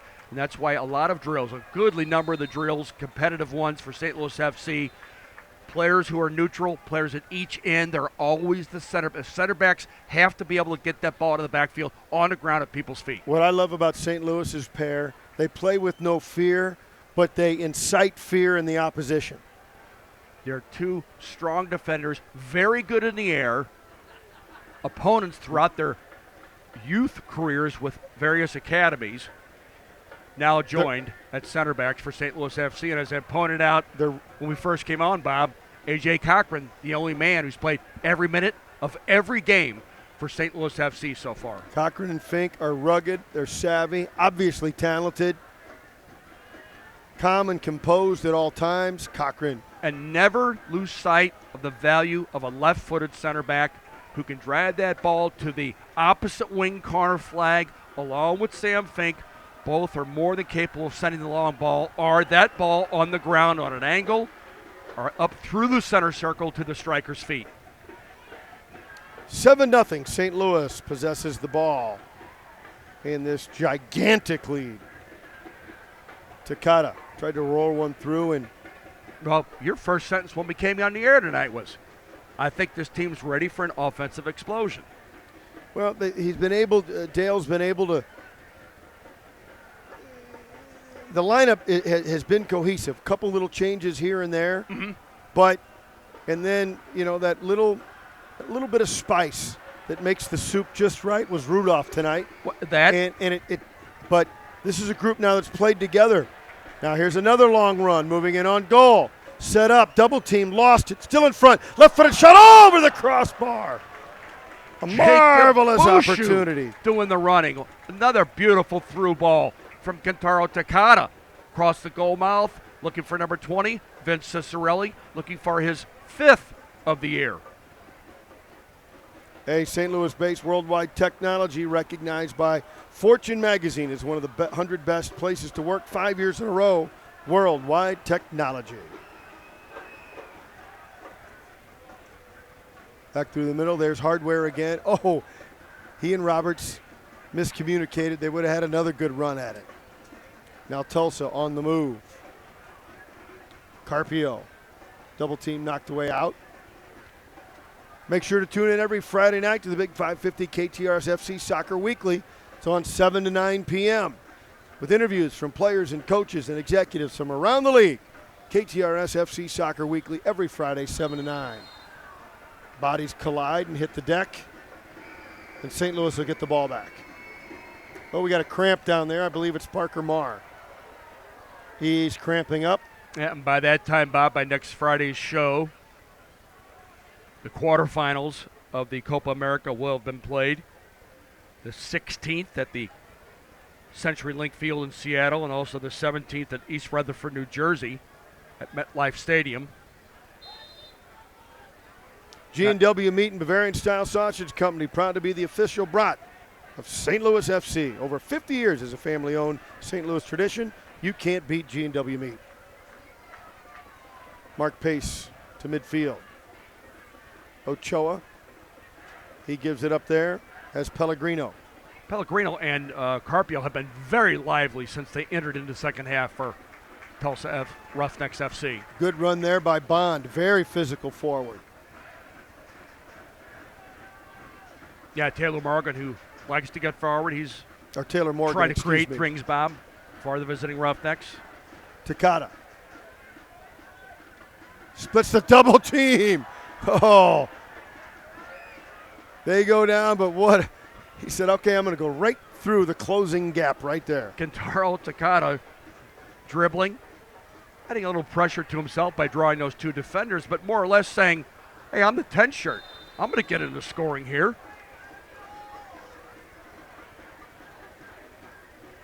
Number 23, Pellegrino, standing next to number 23, Jordan Roberts. Two second half changes for both teams have been very lively tonight.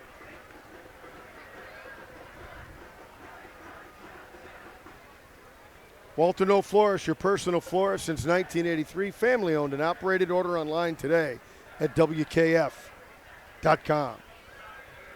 This will be curled into the penalty area. It is. They run on a shot. They score on a header. Wow. What a great play and a designed play. Positively a design play. Number 23, Pellegrino, whistles it into the penalty area.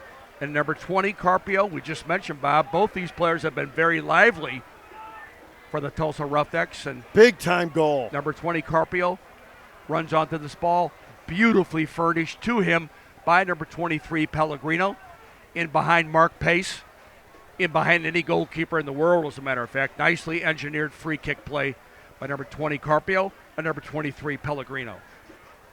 86th minute, 7-1 our score. Marr for Hardware. Roberts tips it ahead, but Jamil had already stopped his run.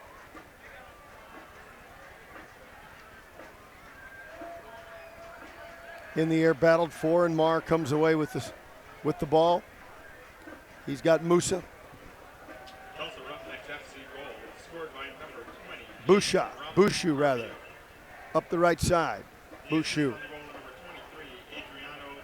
has nowhere to go, tries to run the sideline. Jacob turns in the corner, gets an angle on the end line. Tries to come back through the middle, and a double team still hangs onto the ball. Pokes it through, another shot. Oh, the save by Feener. Good work by Feener to immediately come off his goal line at that near post. Saw the danger developing again against number 7, Jamil Hardware. Bushu made that run. He thought, well, eating up the clock, nothing much will come of it, but he sure made something out of it. Now they move it again. Ochoa shot it well wide. Mark Pace comes out and dives on it. Good ball into... Or is that that was Morgan? Taylor Morgan. Taylor Morgan. Good ball into him by Pellegrino. Received, turned. Tried to make something happen. Did Morgan, a second half change.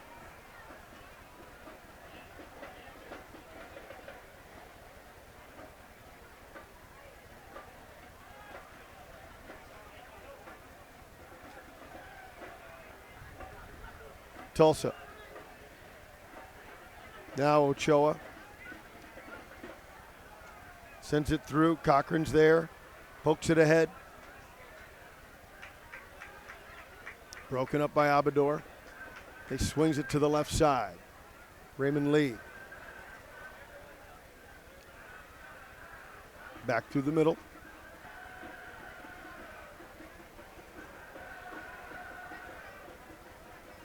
Nice tackle by Musa to take it away. Cochran curls it back to the middle. I think he wanted James, got away from him.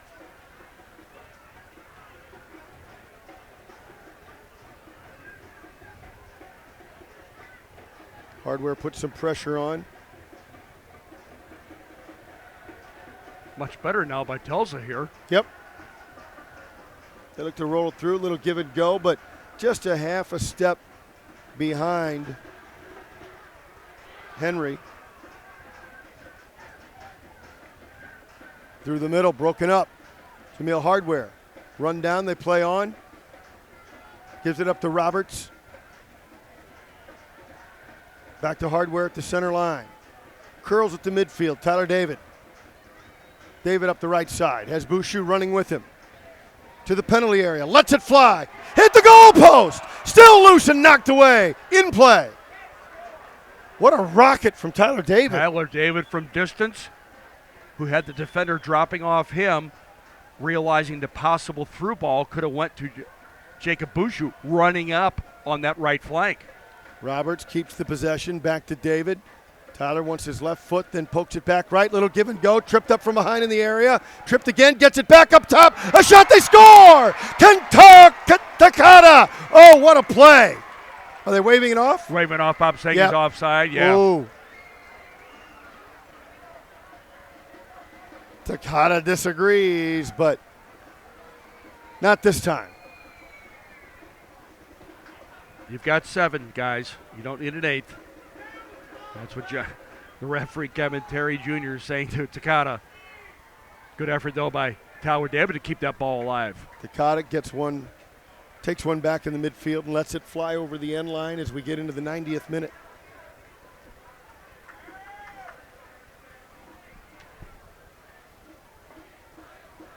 Don't forget G&W Meat and Bavarian-style sausage, celebrating over 50 years as a family-owned St. Louis tradition. You can't beat G&W Meat.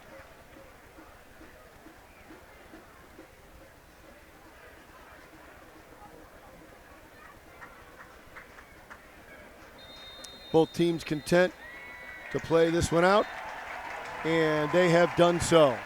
7-1, an absolute shellacking. No one could have predicted this. No one could have predicted the impact that Seth Rudolph into the lineup would make. You hoped, you'd planned on it being a positive, but that's an off-the-charts positive by Rudolph. Made a dramatic difference, did Rudolph, and everybody who started the game in the first 11, offensive-wise, contributed to the overall complexion of what was going to transpire in this game. Dale Schilly, the head coach, said 3 points cures a lot of ills. It certainly does. But offensively, the way the offense was developed, and in particular, Bob, again, I mentioned the play of number 7, Jameel Hardware. Wow, what a who night. now playing behind that lone front runner is running from sideline to sideline, making it totally easy for everybody to pay. Surely this is a misprint. Look at these numbers. 23-9 for St. Louis FC. You can see the shots on goal, the corner kick. Clearly an offensive display of domination by St. Louis FC with a 7-1 victory. You used the phrase heals a lot of ills, as St. Louis, with 3 points tonight, goes from 6th place all the way to a tie for 4th. And this is how it all began with Seth Rudolph simply redirecting that ball to the opposite side netting. Then James Musa on the run for Urban Herrera. Cuts it back, puts it into the other roof of this other side roofing of the net. Jameel Hardware, just talked about him with his running. Good ball on the ground. Herrera leaves it for the running of Hardware. Seth Rudolph, a little back and forth with James Musa. He's going to shoot this ball into the upper corner. Blistering offensive display.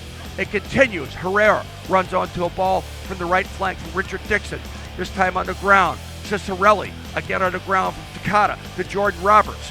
Curls it into that opposite side netting. They're not finished. Another through ball from Hardware. This time to Vince Cicerelli. A second half change. Then Pellegrino. Nice ball flighted in for Carpio. A first of the game for the visiting Tulsa Roughnecks FC. But there's the final, 7-1. Offensively, a pure blowout in demonstration and technique by St. Louis FC tonight. St. Louis will go to Arizona in their next outing, Arizona United SC, and that will be 9:30 Central Time. Arizona near the bottom of the standings. When you go on the road, you can't take anything for granted. You cannot, Bob, and in particular in this very difficult Western Conference. Arizona United in 9th place with 9 points. They've played 10 games, but right now St. Louis FC vaults, as I mentioned, with addition of this 3 points to 19 points. They are now tied for 3rd place with an expansion team, Rio Grande Valley FC. The LA Galaxy's in 2nd place. They have 21 points, and tied at the top for 1st place with 22 points apiece, Vancouver Whitecaps and the Colorado Springs Switchbacks, the team that St. Louis FC lost to before they came home to play this game. Well, that's going to wrap things up for us, but a lot more soccer talk coming your way on the radio side. The Big 550 KTRS. Jim Hewer and the gang will have all you need to know, not just here from St. Louis, but around the world. So, final score once again, 7-1. St. Louis over Tulsa.